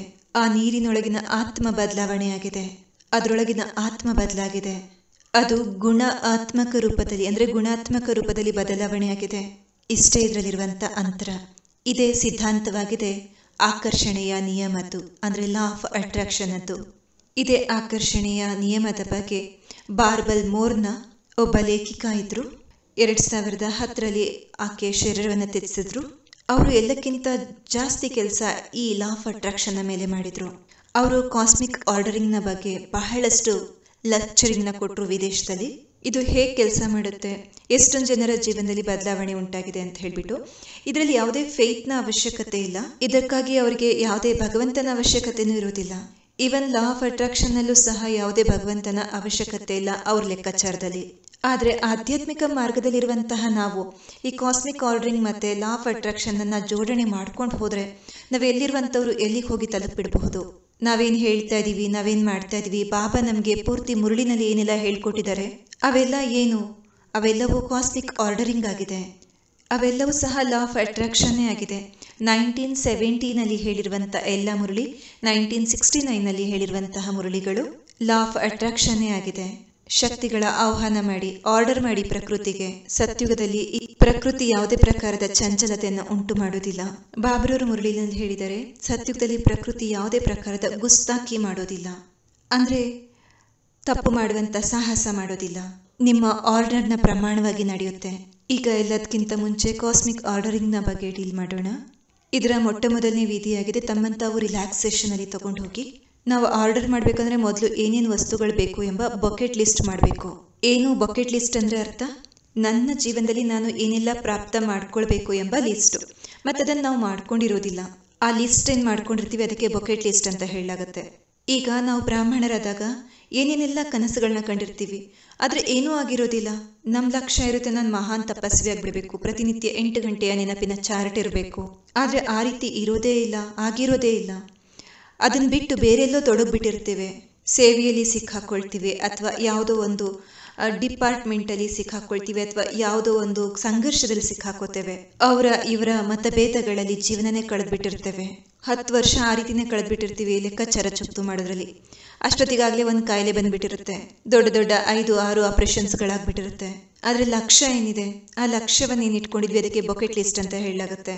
ಇಂಗ್ಲೀಷ್ನಲ್ಲಿ ಒಂದು ಹೇಳಿಕೆ ಇದೆ, ಟು ಕಿಕ್ ದ ಬಕೆಟ್ ಅಂತ ಹೇಳಿಬಿಟ್ಟು. ಅಂದರೆ ಅರ್ಥ ಸತ್ತು ಹೋಗುವಂತಹದ್ದು. ಸಾಯೋಕ್ಕಿಂತ ಮೊದಲು ಏನೇನೆಲ್ಲ ಮಾಡಬೇಕಂತ ಲಿಸ್ಟ್ ಮಾಡ್ಕೊಂಡಿರ್ತೀವಿ, ಮತ್ತು ಅದನ್ನು ನಾವು ಮಾಡ್ಲಿಕ್ಕೆ ಆಗಿರೋದಿಲ್ಲ. ಅದರದ್ದೊಂದು ಲಿಸ್ಟ್ ಮಾಡಿ, ಅದಕ್ಕೆ ಹೇಳಲಾಗುತ್ತೆ ವಿಶ್ ಲಿಸ್ಟ್ ಅಂತ ಹೇಳಿಬಿಟ್ಟು. ನೀವು ಈ ಜೀವನದಲ್ಲಿ ಏನೇನೆಲ್ಲ ಪಡ್ಕೋಬೇಕು ಈ ಬ್ರಾಹ್ಮಣ ಜೀವನದಲ್ಲಿ, ಅಥವಾ ಈ ಲೌಕಿಕ ಪ್ರಪಂಚದ ಲೈಫ್ ಅಂದರೆ ಆ ಲೈಫಲ್ಲಿ. ಕೆಲವ್ರಿಗಿರುತ್ತೆ ಲೌಕಿಕದವರಿಗೆ ಬಂಗ್ಲೆ ತಗೋಬೇಕಿತ್ತು, ಮದುವೆ ಮಾಡ್ಕೋಬೇಕಿತ್ತು, ಅದು ಮಾಡಬೇಕಿತ್ತು, ಇದು ಮಾಡಬೇಕಿತ್ತು ಅಂತ. ಅವ್ರ ಲಿಸ್ಟು ಆ ರೀತಿ ಇರುತ್ತೆ. ಇದಕ್ಕೆ ವಿಶ್ ಲಿಸ್ಟ್ ಅಥವಾ ಬಕೆಟ್ ಲಿಸ್ಟ್ ಅಥವಾ ಇಸಾಯಿ ಧರ್ಮದಲ್ಲಿ ಸಾಂತಾ ಕ್ಲಾಸ್ ಬರ್ತಾರಲ್ವಾ ಕ್ರಿಸ್ಮಸ್ನ ಟೈಮ್ನಲ್ಲಿ, ಆ ಟೈಮ್ನಲ್ಲಿ ಅವ್ರು ತಮ್ಮದೇ ಆದಂಥ ಒಂದು ಲಿಸ್ಟ್ ಮಾಡಿ ಇಟ್ಕೊಂಡಿರ್ತಾರೆ. ಆ ಸಾಂತಾ ಕ್ಲಾಸ್ ಬರ್ತಾರಲ್ವಾ ಚೀಲ ಇಟ್ಕೊಂಡು ಅವ್ರ ಹತ್ರ ಏನೇನೆಲ್ಲ ಬೇಡಬೇಕು ಅಂತ ಲಿಸ್ಟ್ ಮಾಡ್ಕೊಂಡಿರ್ತಾರೆ. ಇನ್ನು ಹಿಂದೂಗಳು ಪ್ರೇ ಮಾಡ್ತಾರೆ, ಪ್ರೇಯರ್ಸ್ನಲ್ಲಿ ಏನು ಮಾಡ್ತಾರೆ, ಪ್ರಭು ಅದು ಕೊಡು, ಇದು ಕೊಡು, ಅದಕ್ಕೆ ಹೇಳ್ತಾರೆ ಬಕೆಟ್ ಲಿಸ್ಟ್ ಅಂತ. ವಿಶ್ ಲಿಸ್ಟ್, ಬಕೆಟ್ ಲಿಸ್ಟ್ ಅಂತ ಏನು ಹೇಳ್ತಾರೆ, ಆ ರೀತಿ ತಮ್ಮದೊಂದು ಲಿಸ್ಟ್ ರೆಡಿ ಮಾಡ್ಕೊಳ್ಳಿ. ನನ್ನೊಳಗೆ ಯಾವ ಅಂತಹ ಡಾರ್ಕ್ ಕಾರ್ನರ್ ಇದೆ ಅದರ ಮೇಲೆ ನಾನು ಸ್ಪಿರಿಚುವಲ್ ಬೈಪಾಸ್ ಮಾಡಿಬಿಟ್ಟಿದ್ದೇನೆ ಬ್ರಾಹ್ಮಣ ಲೋಕ ಮರ್ಯಾದೆಯ ಕಾರಣದಿಂದಾಗಿ. ಇವತ್ತಿನ ಸಹಕಾರ ಮುರಳಿಲಿ ಬಾಬಾ ಹೇಳಿದ್ದಾರೆ, ಬ್ರಾಹ್ಮಣರಂದ್ರೆ ಉನ್ನತಾತಿ ಉನ್ನತ ಕುಲದವರು ಅಂತ ಹೇಳಿಬಿಟ್ಟು. ಈ ಪರಿವಾರದಲ್ಲಂತೂ ಬಂದ್ಬಿಟ್ಟಿದ್ದೀರಾ. ಪರಿವಾರದಲ್ಲಿ ಬಂದ ನಂತರ ಆ ಒಳಗಿನ ಕಲುಷಿತತೆ ಅದುಮಿಡಲ್ಪಡ್ತು, ಬೈಪಾಸ್ ಆಗಿಬಿಡ್ತು. ಆಧ್ಯಾತ್ಮಿಕದ ಸಿದ್ಧಾಂತವನ್ನೆಲ್ಲ ತಗೊಂಡು ಒಳಗಿರುವಂಥ ಕಲುಷಿತತೆಯನ್ನು ಅದುಮಿಟ್ಬಿಟ್ರಿ ಅಥವಾ ಮುಚ್ಚಿಟ್ಬಿಟ್ರಿ. ಆಮೇಲೆ ಅದ್ರ ಮೇಲೆ ಓವರ್ಫ್ಲೋ ಆಗ್ಲಿಕ್ಕೆ ಶುರುವಾಯಿತು ಪಾಸಿಟಿವಿಟಿ. ಅದು ದುಃಖದ ಪರಿಸ್ಥಿತಿ ಇರುತ್ತೆ, ಅಳುವಂಥ ಇಚ್ಛೆ ಇರುತ್ತೆ. ಜನ ಹೇಳ್ತಾರೆ ಪಾಸಿಟಿವ್ ಆಗಿರಿ ಅಂತ. ಅಂಥವ್ರ ಮಾತು ಕೇಳಿ ನಾವು ಅವ್ರ ಹಿಂದೆ ಅವ್ರ ಬಣ್ಣದಲ್ಲಿ ಬಣ್ಣಿತರಾಗ್ಬಿಟ್ವಿ. ಆಮೇಲೆ ಆ ದುಃಖ ಏನಿತ್ತು ಅದು ಅದುಮಿಡಲ್ಪಡ್ತು. ಕೆಲವ್ರಿಗೆ ಬಿಸ್ನೆಸ್ನಲ್ಲಿ ದಿವಾಳಿ ಎದ್ದೋಗ್ಬಿಟ್ರು, ಅಷ್ಟು ದೊಡ್ಡ ನಷ್ಟ ಆಗಿರುತ್ತೆ, ದಿವಾಳಿ ಎದ್ದೋಗಿರ್ತಾರೆ. ಆದರೆ ಬ್ರಾಹ್ಮಣ ಪರಿವಾರದಲ್ಲಿ ತೋರಿಸ್ಕೊಡ್ಬೇಕಾಗುತ್ತೆ, ಇಷ್ಟು ದೊಡ್ಡ ಲಾಸ್ ಆದರೂ ನನಗೇನು ವ್ಯತ್ಯಾಸ ಆಗಿಲ್ಲ ಅಂತ ತೋರ್ಪಡಿಕೆ ಮಾಡ್ಲಿಕ್ಕೆ ಶುರು ಮಾಡ್ತಾರೆ. ಒಳಗಿಂತಹ ಗಾಯ ಆಗಿರುತ್ತೆ, ಆದರೆ ಅದನ್ನು ತೋರಿಸ್ಬೇಕಾಗತ್ತೆ ಏನಂತ, ನಾವೆಲ್ಲ ರೀತಿಯಲ್ಲಿ ಸರಿ ಇದ್ದೀವಿ ಅಂತ. ಬಹಳ ದೊಡ್ಡ ಕಾಯಿಲೆ ಬಂದಿರುತ್ತೆ, ಕೆಲವರಿಗೆ ನೋವಿರುತ್ತೆ ಬಹಳಷ್ಟು, ಏನು ನೋವಿಲ್ಲ ಅನ್ನೋ ಹಾಗೆ ತೋರಿಸ್ಕೊಳ್ತಿರ್ತಾರೆ. ಪೂರ್ತಿ ದಿನಚರ್ಯ ಅಸ್ತವ್ಯಸ್ತ ಆಗಿಬಿಟ್ಟಿರುತ್ತೆ ಕಾಯಿಲೆಯ ಕಾರಣದಿಂದ. ಈಗ ಯಾರಿಗೆ ಹೇಳ್ಕೊಳಕ್ಕಾಗತ್ತೆ? ಎಲ್ಲ ಪ್ರಕಾರದಲ್ಲಿ ದಮನ ಮಾಡಿಬಿಟ್ಟು ಹೊರಗಡೆ ಮಾತ್ರ ನಾವು ಸರಿ ಇದ್ದೀವಿ ಅಂತ ತೋರಿಸ್ಕೊಳ್ಳುವಂತಹದ್ದು. ಇನ್ನು ಬಾಬನ ಮುಂದೆ ಏನು ಹೇಳ್ತಾರೆ, ಬಾಬನ ಹತ್ರ ಭಿಕ್ಷೆ ಬೇಡಬೇಡಿ, ಬೇಡಕ್ಕೆ ಹೋಗಬೇಡಿ ಅಂತ ಹೇಳ್ತಾರೆ. ಬಾಬನ ಹತ್ರ ಏನು ಬೇಡಬೇಡಿ, ಕೇವಲ ಸಕಾಶ ಕೊಡಿ ವಿಶ್ವಕ್ಕೆ, ನೀವು ದಾತ ಆಗಿಬಿಟ್ಟಿದ್ದೀರಾ. ಕಂಪ್ಲೇಂಟ್ ಮಾಡಬೇಡಿ, ಕಂಪ್ಲೀಟ್ ಆಗಿರಿ. ಕ್ವಶನ್ ಕೇಳಬೇಡಿ, ಪ್ರಶ್ನಚಿತ್ತರಾಗಬೇಡಿ, ಪ್ರಸನ್ನಚಿತ್ತರಾಗಿರಿ. ಎಲ್ಲ ಕಡೆಯಿಂದ ಕೈಗಳನ್ನು ಕಟ್ಟಾಕ್ಬಿಡೋದು, ಆಮೇಲೆ ಹೇಳೋದು ಈಗ ಮಾಡಿ ಪುರುಷಾರ್ಥ ಅಂತ. ಈ ರೀತಿ ಸ್ಪಿರಿಚುವಲ್ ಬೈಪಾಸ್ ಆಗಿಬಿಟ್ಟಿದೆ. ಇವತ್ತು ಬಾಬಾ ಹೇಳಿದ್ದಾರೆ ಸಮಯ ತುಂಬ ನಾಜೂಕಾಗಿದೆ. ಬಾಬನೂ ಸಹ ಅವಿನಾಶಿಯಾಗಿದ್ದಾರೆ, ಮಕ್ಕಳು ಸಹ ಅವಿನಾಶಿಯಾಗಿದ್ದಾರೆ. ಇವತ್ತು ಯೋಗದಲ್ಲಿ ಕುತ್ಕೊಂಡು ಒಂದು ಲಿಸ್ಟ್ ತಯಾರು ಮಾಡಿ. ಯಾವ ಯಾವ ದಿವ್ಯ ಗುಣಗಳು ನನ್ನೊಳಗೆ ಬರಲಿಕ್ಕಿದೆ, ಅದರಲ್ಲಿ ಎಲ್ಲ ದಿವ್ಯ ಗುಣಗಳಿದ್ದಾಗ್ಯೂ ಸಹ ಯಾವುದೋ ಒಂದು ದಿವ್ಯ ಗುಣ ನನ್ನಲ್ಲಿ ಇಲ್ಲ ಅಂದರೆ ನನ್ನಲ್ಲಿ ಇದು ಬರಬೇಕು. ಯಾವುದೋ ಒಂದು ಖಜಾನೆ ಆಗಿರ್ಬೋದು, ಯಾವುದೋ ಒಂದು ಪ್ರಾಪ್ತಿ ಆಗಿರ್ಬೋದು, ಯಾವುದಾದ್ರೂ ಅಂತಹ ಸಂಸ್ಕಾರ ಆಗಿರ್ಬೋದು, ಅದರ ಪರಿವರ್ತನೆ ಇಲ್ಲಿವರೆಗೂ ಆಗಿಲ್ಲದೆ ಇರಬಹುದು. ಅದು ಬ್ರಹ್ಮಚರ್ಯ ಸಹ ಆಗಿರಬಹುದು. ಯಾಕೆಂದರೆ ವಿಚಾರ ಮಾಡಿದರೆ 21 ದಿನನಾದರೂ ಸಹ ಅಖಂಡ ಬ್ರಹ್ಮಚರ್ಯವನ್ನು ಪರಿಪಾಲಿಸಬೇಕು ಅಂತ ಅಂದ್ಕೊಂಡಿರ್ತೀರ. 21 ದಿವಸನೂ ಮಾಡ್ಲಿಕ್ಕಾಗಿಲ್ಲ. ಇವತ್ತು 50 ವರ್ಷ 70 ವರ್ಷ ಆಗ್ಬಿಟ್ಟಿದೆ ಜ್ಞಾನದಲ್ಲಿ ಬಂದು. ಅಖಂಡ ಬ್ರಹ್ಮಚರ್ಯದ ಸಿದ್ಧಿ ಎಲ್ಲಾಯಿತು. ಶರೀರದ ಆಕರ್ಷಣೆಯೇ ನಷ್ಟವಾಗ್ಬಿಡ್ಬೇಕು. ಯಾರೇ ನಿಮ್ಮ ಮುಂದೆ ಬರಲಿ, ಎಂತಹವರೇ ಬರಲಿ, ಎಂತಹದೇ ರೂಪದಲ್ಲಿ ಬರಲಿ, ಕೇವಲ ಅದು ಮಣ್ಣು ಅಂತ ಅನ್ನಿಸ್ಬೇಕು. ಎಲ್ಲಿವರೆಗೆ ನಮಗೆ ನಮ್ಮದೇ ಶರೀರದ ಮೇಲೆ ಆಕರ್ಷಣೆ ಸಮಾಪ್ತಿಯಾಗಿರೋದಿಲ್ಲ, ಅಲ್ಲಿಯವರೆಗೆ ಅನ್ಯರ ಶರೀರದ ಮೇಲೆ ಆಕರ್ಷಣೆ ಇದ್ದೇ ಇರುತ್ತೆ. ಹಾಗಾಗಿ ಸ್ವಯಂನ ಶರೀರದ ಮೇಲೇನೂ ಸಹ ಆಕರ್ಷಣೆಯಿಂದ ಮುಕ್ತರಾಗಬೇಕು. ನಿಮ್ಮದೇ ಶರೀರದ ಉಪಯೋಗವನ್ನು ಮಾಡ್ಕೊಳ್ತಾ ನಡೀತಾ ಓಡಾಡ್ತಾ ನಿಮ್ಗೆ ಈ ಅನುಭವ ಆಗಬೇಕು, ನನ್ನ ಶರೀರನೇ ಅಲ್ಲ, ನನಗೆ ನನ್ನ ಶರೀರ ಇದೆ ಅಥವಾ ಇಲ್ಲ ಅಂತಲೂ ಗೊತ್ತಿರಬಾರ್ದು. ಹೊಟ್ಟೆ ಇದೆಯಾ, ನನಗೂ ಕೈ ಇದೆಯಾ. ಗೋಕಾಜು ಅವರ ಗುರು ಅವ್ರಿಗೆ ಧ್ಯಾನದಲ್ಲಿ ಕೂರಿಸಿದ್ರು. ಝೈನ್ ಮಾಸ್ಟರ್ ಗೋಕಾಜು ಅಂತ ಹೇಳ್ಬಿಟ್ಟು ಅವರನ್ನು ಧ್ಯಾನದಲ್ಲಿ ಕೂರಿಸಲಾಗಿತ್ತು. ಗುರು ಎದ್ದು ಹೊರಟೋಗ್ಬಿಟ್ರು. ಗೋಕಾಜು ಅವರ ಶಿಷ್ಯ ಅವರಾಗಿದ್ರು. ಅವರು ಸಹ ತಲುಪಿರುವಂತಹ ತಪಸ್ವಿಯಾಗಿದ್ರು. ಸ್ವಲ್ಪ ಹೊತ್ತಿನ ನಂತರ ಗೋಕಾಜು ಚೀರ್ಲಿಕ್ಕೆ ಶುರು ಮಾಡಿದ್ರು. ನನ್ನ ತಲೆ ಎಲ್ಲಿದೆ, ನನ್ನ ತಲೆ ಎಲ್ಲಿದೆ, ನನ್ನ ತಲೆ ಎಲ್ಲಿ ಹೋಯ್ತು ಅಂತ ಹೇಳ್ಬಿಟ್ಟು ಉಳಿದೆಲ್ಲ ಶಿಷ್ಯರು ಓಡ್ಬಂದು ಕೇಳಿದ್ರು, ಇದೇನು, ಇದು ನಿಮ್ಮ ತಲೆನೇ ಅಲ್ವಾ, ಇಲ್ಲೇನಿದೆ, ಇದು ನಿಮ್ಮ ತಲೆ ಅಲ್ವಾ ಅಂತ. ಅವ್ರು ಕೇಳಿಕ್ಕೆ ಶುರು ಮಾಡಿದ್ರು, ಎಲ್ಲಿದೆ ಎಲ್ಲಿದೆ. ಇಂತಹ ಅಶರೀರಿ ಸ್ಥಿತಿಯಲ್ಲಿ ಹೋಗಿ ತಲುಪಿಟ್ರು. ಅವ್ರಿಗೆ ಗೊತ್ತೇ ಆಗ್ತಿಲ್ಲ ನನ್ನ ಶಿರ ಎಲ್ಲಿದೆ, ನನ್ನ ಕೈಯಲ್ಲಿದೆ, ನನ್ನ ಕಾಲಿದೆ ಅಂತ. ಕಣ್ ತೆರೆದು ನೋಡ್ಬಿಟ್ಟು ಅವ್ರು ಹುಡುಕ್ಲಿಕ್ಕೆ ಶುರು ಮಾಡಿದ್ರು, ನನಗೆ ಶಿರ ಇದೆಯಾ ಇಲ್ಲ, ನನ್ನ ಕೈ ಕಾಲು ಇದೆಯೋ ಇಲ್ವಾ ಅಂತ. ಇಷ್ಟು ಶರೀರದೊಂದಿಗೆ ಡಿಟ್ಯಾಚ್ಮೆಂಟ್ ಇರಬೇಕು. ಇದು ಫಸ್ಟ್ ಸ್ಟೆಪ್ ಆಗಿದೆ 4 ಸ್ಟೇಜಸ್ನಲ್ಲಿ. ಈಗ ರಿಲ್ಯಾಕ್ಸ್ ಆಗಬೇಕು. ರಿಲ್ಯಾಕ್ಸ್ ಆಗಲಿಕ್ಕೆ ಅನೇಕ ವಿಧಿಗಳಿದೆ. ರಾಜಯೋಗ ಮಾಡಿ ರಿಲ್ಯಾಕ್ಸ್ ಆಗಿ, ಅಥವಾ ನಿಮ್ಮ ಶ್ವಾಸವನ್ನೇ ಗಮನಿಸ್ತಾ ರಿಲ್ಯಾಕ್ಸ್ ಆಗಿಬಿಡಿ, ಅಥವಾ ಯೋಗ ನಿದ್ರೆಯಲ್ಲಿ ಮಲಗಿ ರಿಲ್ಯಾಕ್ಸ್ ಆಗಿ. ಯಾವುದೇ ವಿಧಿಯನ್ನು ನಿಮ್ಮದಾಗಿಸ್ಕೋಬಹುದು ರಿಲ್ಯಾಕ್ಸ್ ಆಗ್ಲಿಕ್ಕೋಸ್ಕರ. ಅಥವಾ ಕೌಂಟಿಂಗ್ ಶುರು ಮಾಡಿ 10ರಿಂದ 1 ತನಕ, ಅಥವಾ ಬಾಡಿ ಸ್ಕ್ಯಾನಿಂಗ್ ಮೆಥಡ್ ಆದರೂ ಮಾಡ್ಕೊಳ್ಳಿ, ಅಥವಾ ತಮ್ಮನ್ನು ತಾವು ನೋಡ್ಕೊಳ್ತಾರೆ, ತಮ್ಮ ಮನಸ್ಸಿನ ವಿಚಾರಗಳನ್ನು ಗಮನಿಸಿ, ಅಥವಾ ಪ್ರಕೃತಿಯ ಸಾನ್ನಿಧ್ಯದಲ್ಲಿ ಹೋಗಿ ಕುತ್ಕೊಂಡ್ಬಿಡಿ. ಯಾವುದಾದ್ರೂ ಒಂದು ಮೆಥಡನ್ನು ತಮ್ಮದಾಗಿಸ್ಕೊಂಡು ರಿಲ್ಯಾಕ್ಸೇಷನ್ ಮಾಡ್ಕೊಳ್ಳಿ. ಇವತ್ತಿನ ಸಾಕಾರ ಮುರಳಿ, ನೀವು ಶಾಂತ ಸ್ವರೂಪ ಆಗಿದ್ದೀರಾ. ಬಾಬಾ ಶಾಂತ ಸಾಗರ ತತತ್ವಂ. ಹೇಗೆ ತಂದೆ ಹಾಗೆ ಮಕ್ಕಳು, ಹೇಗೆ ಕರು ಕೂಗುತ್ತೆ ನೀವು ಹಾಗೆ ಚೀರ್ತಾ ಇದ್ರಿ, ಹೇಗೆ ತಂದೆ ಹಾಗೆ ಮಕ್ಕಳು ಸಹ ಶಾಂತಿಗಾಗಿ ಚೀರ್ತಾ ಇದ್ರಿ. ಈಗ ಬಾಬನು ಶಾಂತ ಸಾಗರ, ನೀವು ಶಾಂತ ಸ್ವರೂಪ. ಬಾಬಾ ಪತಿತ ಪಾವನ, ನೀವು ಮಾಸ್ಟರ್ ಪತಿತ ಪಾವನ. ಯಾವುದಾದ್ರೂ ಒಂದು ಮೆಥಡ್ ತಮ್ಮದಾಗಿಸ್ಕೊಂಡು ತಾವು ಶಾಂತರಾಗಿ ಮನಸ್ಸನ್ನು ಶಾಂತ ಮಾಡಿ. ಎರಡನೇದಾಗಿದೆ, ಯಾವ ಒಂದು ಪಾಯಿಂಟ್ ಇತ್ತು, ಯಾವ ಒಂದು ಇಚ್ಛೆ ಇತ್ತು ನಿಮ್ಮದ, ಅದ್ರ ಮೇಲೆ ಫೋಕಸ್ ಮಾಡಿ. ಅದನ್ನು ಕಣ್ಗಳ ಮುಂದೆ ತಂದ್ಕೊಳ್ಳಿ. ಅಂತ ಯಾವ ವಿಚಾರ, ಯಾವ ಗುಣ ನನಗೆ ನನ್ನ ಜೀವನದಲ್ಲಿ ತಂದ್ಕೋಬೇಕಿದೆ, ಅದು ಮೋಸ್ಟ್ಲಿ ನನಗೆ ನನ್ನ ಗಿಲ್ಟ್ ಕಾನ್ಷಿಯಸ್ನಿಂದ ಮುಕ್ತ ಆಗುವಂತಹದ್ದಾಗಿರಬಹುದು. ಒಂದು ಹಿಂದಿನಲ್ಲಿ ಪುಸ್ತಕ ಇದೆ, ಇತಿಹಾಸದ ಭಯಂಕರವಾದಂಥ ತಪ್ಪುಗಳು. ಅದೇ ರೀತಿ ಕುಮಾರ್ ಜೀವನದ ಭಯಂಕರವಾದಂಥ ತಪ್ಪುಗಳು, ಅಥವಾ ಬ್ರಾಹ್ಮಣ ಜೀವನದ ಭಯಂಕರವಾದಂಥ ತಪ್ಪುಗಳು, ಬ್ರಾಹ್ಮಣ ಜೀವನದ ಇತಿಹಾಸದ ಮಹಾಭಯಂಕರ ತಪ್ಪುಗಳು, ಗೃಹಸ್ಥ ಜೀವನದ ಮಹಾಭಯಂಕರ ತಪ್ಪುಗಳು, ಕುಮಾರಿ ಜೀವನದ ಮಹಾನ್ ಭಯಂಕರ ತಪ್ಪುಗಳು ಅಂತ. ಅದರ್ ಕುಮಾರರ ಜೀವನದ ಮಹಾಭಯಂಕರ ತಪ್ಪುಗಳು. ತಮ್ಮ ತಪ್ಪುಗಳನ್ನು ಸನ್ಮುಖದಲ್ಲಿ ತಂದ್ಕೊಳ್ಳಿ. ನಾನು ನನ್ನ ಜೀವನದಲ್ಲಿ ಮಾಡಿರುವಂಥ ಏನು ತಪ್ಪುಗಳಿದೆ ಅಲ್ಲ, ಈ ತಪ್ಪುಗಳು ಎಲ್ಲಿ ತನಕ ನನ್ನ ಜೊತೆಗೆ ಬರುತ್ತೆ, ಇವು ನನ್ನ ಜೊತೆಗೆ ನಡೀತಾನೆ ಇರ್ತವೆ ಅಂದರೆ ಬಾರಿ ಬಾರಿಗೂ ನೆನಪಿನಲ್ಲಿ ಬರ್ತಾನೆ ಇರುತ್ತೆ. ಇವಕ್ಕೇನು ಅಂತ್ಯನೇ ಇಲ್ವಾ, ಎಲ್ಲಿ ತನಕ ಇವು ನನ್ನ ಜೊತೆಗೆ ನಡೀತವೆ, ಇವಿನ್ನೂ ಭಸ್ಮ ಯಾಕಾಗಲಿಲ್ಲ. ಆ ಒಂದು ಇವೆಂಟ್ ಅಥವಾ ಯಾವ ಒಂದು ಮಾತು ನನ್ನ ಜೀವನದಲ್ಲಿ ಆವತ್ತಾವತ್ತೋ ಘಟಿಸ್ತು, ಅದಕ್ಕೆ ಸಂಬಂಧಿಸಿದಂಥ ಒಂದಲ್ಲ ಒಂದು ಹೊಸ ಹೊಸ ಘಟನೆಗಳು, ಇವೆಂಟ್ಗಳು, ಮಾತುಗಳು ಬರ್ತಾನೆ ಇರುತ್ತೆ. ಆ ವ್ಯಕ್ತಿಗೆ ಸಂಬಂಧಿಸಿದಂತಹದ್ದು ಅಥವಾ ಆ ಪರಿಸ್ಥಿತಿಗೆ ಸಂಬಂಧಿಸಿದಂತಹದ್ದು ಒಮ್ಮೆ ಪಾಸಿಟಿವ್ ಆಗಿರುವಂಥದ್ದು, ಒಮ್ಮೆ ನೆಗೆಟಿವ್ ಆಗಿರುವಂಥದ್ದು, ಒಮ್ಮೆ ನ್ಯೂಟ್ರಲ್ ಆಗಿರುವಂತಹದ್ದು, ಒಮ್ಮೆ ಅದ್ರ ಮೇಲೆ ದಯೆ ಬರುತ್ತೆ, ಒಮ್ಮೆ ತಿರಸ್ಕಾರ, ಒಮ್ಮೆ ಕ್ರೋಧ. ಏನಿದು ಸಿಜೋಪ್ರೇನಿಯಾ ಅಂದರೆ ಖಂಡಿತ ವ್ಯಕ್ತಿತ್ವ. ಅದೇ ಪರಿಸ್ಥಿತಿಗಳ ಮೇಲೆ ಭಿನ್ನ ಭಿನ್ನವಾದಂಥ ವಿಚಾರಗಳು ಬರ್ತಾ ಇರುತ್ತೆ. ಅಸ್ಲಿಗ ಪರಿಸ್ಥಿತಿ ಘಟಿಸಿ 10, 20, 50 ವರ್ಷಗಳಾಗೋಗ್ಬಿಟ್ಟಿರುತ್ತೆ. ಆದರೆ ಅದರಿಂದ ಇಲ್ಲಿ ತನಕನೂ ಅಸಲಿಗೆ ಮುಕ್ತಿನೇ ಸಿಕ್ಕಿರೋದಿಲ್ಲ. ಎರಡನೇದಾಗಿದೆ ಇದರ ಮೇಲೆ ಫೋಕಸ್ ಮಾಡುವಂಥದ್ದು. ಇನ್ನು ಮೂರನೇದಾಗಿದೆ ವಿಜುವಲೈಸೇಷನ್ ಮಾಡ್ಕೊಳ್ಳುವಂಥದ್ದು. ನಿನ್ನೆ ಇದ್ರ ಬಗ್ಗೆ ನಾವು ಡಿಸ್ಕಸ್ ಮಾಡಿದ್ದೇವೆ. ಕ್ರಿಯೇಟಿವ್ ವಿಜುವಲೈಸೇಷನ್ ಮಾಡ್ಕೊಳ್ಳಿ. ನಾನು ಆರ್ಡರ್ ಮಾಡ್ತಾ ಇದ್ದೀನಿ, ಇವತ್ತಿಂದ ಈ ವಿಚಾರಗಳು ನಶಿಸಿ ಹೋಗ್ತಾ ಇದೆ. ಇನ್ನೊಂದು ಇದರದೇ ವಿಧಿಯಾಗಿದೆ, ಏಕಾಂತದಲ್ಲಿ ಹೊರಟೋಗಿ ಜೋರಾಗಿ ಚೀರಿ ಹೇಳಿ, ಹೇ ಕಾಮವಿಕಾರ, ನಾನಿವತ್ತು ನಿನ್ನನ್ನು ಭಸ್ಮ ಮಾಡ್ತೇನೆ. ಅಥವಾ ಯಾವುದಾದ್ರು ದಿವ್ಯ ಗುಣಗಳನ್ನು ಆಹ್ವಾನ ಮಾಡಿ, ಹೇ ಅಂತರ್ಮುಖತೆ, ನನ್ನೊಳಗೆ ಪ್ರವೇಶ ಮಾಡು. ಬಹಳ ಮಾತಾಡಿ ಮಾತಾಡಿ ಮಾತಾಡಿ ದಿನ ಪೂರ್ತಿ ಮಾತಿನಲ್ಲೇ ಇರೋದು. ಅಂತರ್ಮುಖತೆ ಬಂದ್ಬಿಡು, ಪ್ರಕಟ ಆಗು, ನನ್ನೊಳಗೆ ಪ್ರವೇಶ ಮಾಡು. ಹೇಳಬೇಕು, ಸ್ಪೀಕ್ ಔಟ್ ಮಾಡಬೇಕು. ಇದು ಒಂದು ವಿಧಿಯಾಗಿದೆ. ನಿಮ್ಗೇನು ಬೇಕೋ ಅದನ್ನು ಪ್ರಕೃತಿ ಜೊತೆಗೆ ಮಾತಾಡಬೇಕು.